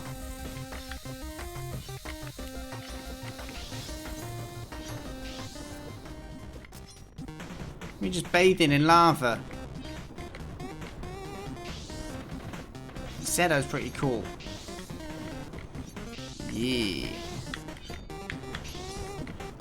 But this, hopefully, of those who come in late, you get a chance to see the vast amount of level and design there is to this. You're not having to see me deal with it properly, but you see how much has gone into the game. Oops. Oh, and double jumpers. I gotta remember that now.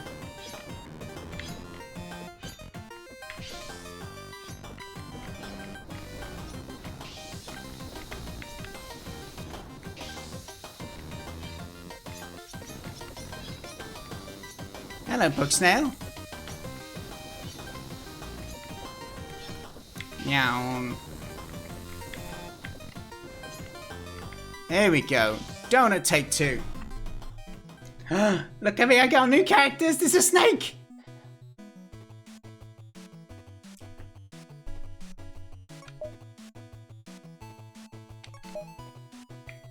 Yeah. So what characters would I get now? This. The sneakiest snake loves solids and liquids. I said it.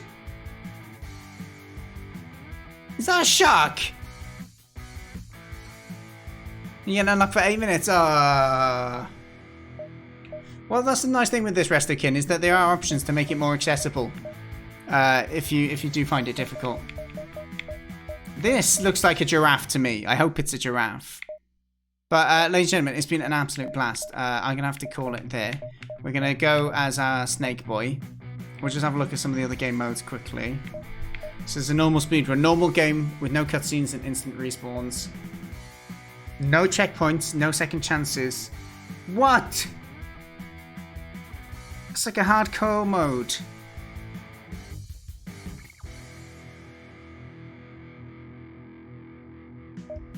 Gold chase. All the gold to complete the level. Escape the dungeon in reverse using the power of flight. I love how there's loads of options in here. Oh no, a spooky ghost has followed you into the tomb. If it touches you, it's game over. So is that like a time mode? Awesome, man.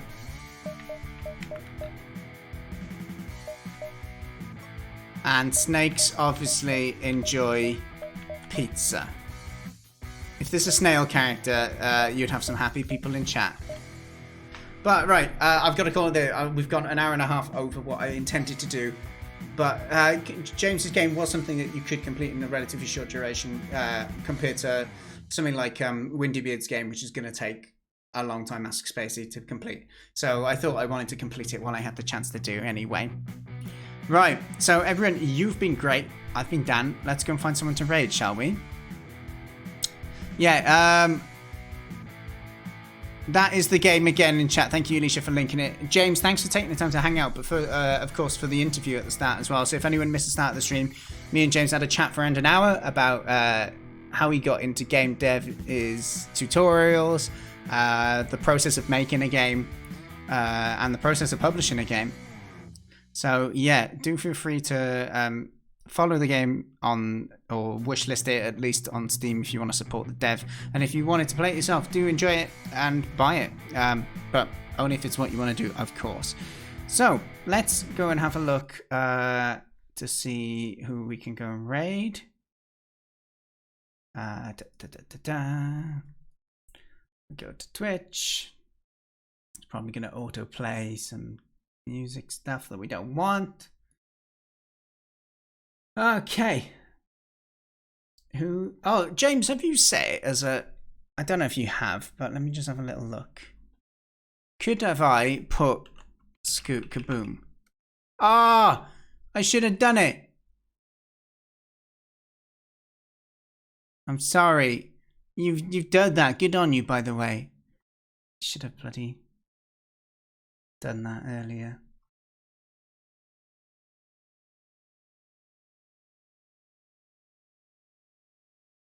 All right. So I think what we're going to do is we're going to go to the pools, hot tubs and beaches section, which looks as you'd expect. But we're going to go to the shameless e-otters having fun. Thickest fur, hottest rescued e-otters. We're going to go see the otters because we can.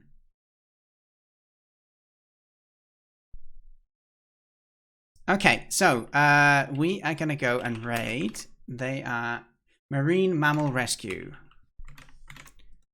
Marine Mammal Rescue. Oh, those otters are looking good. Okay, thank you everyone for hanging out.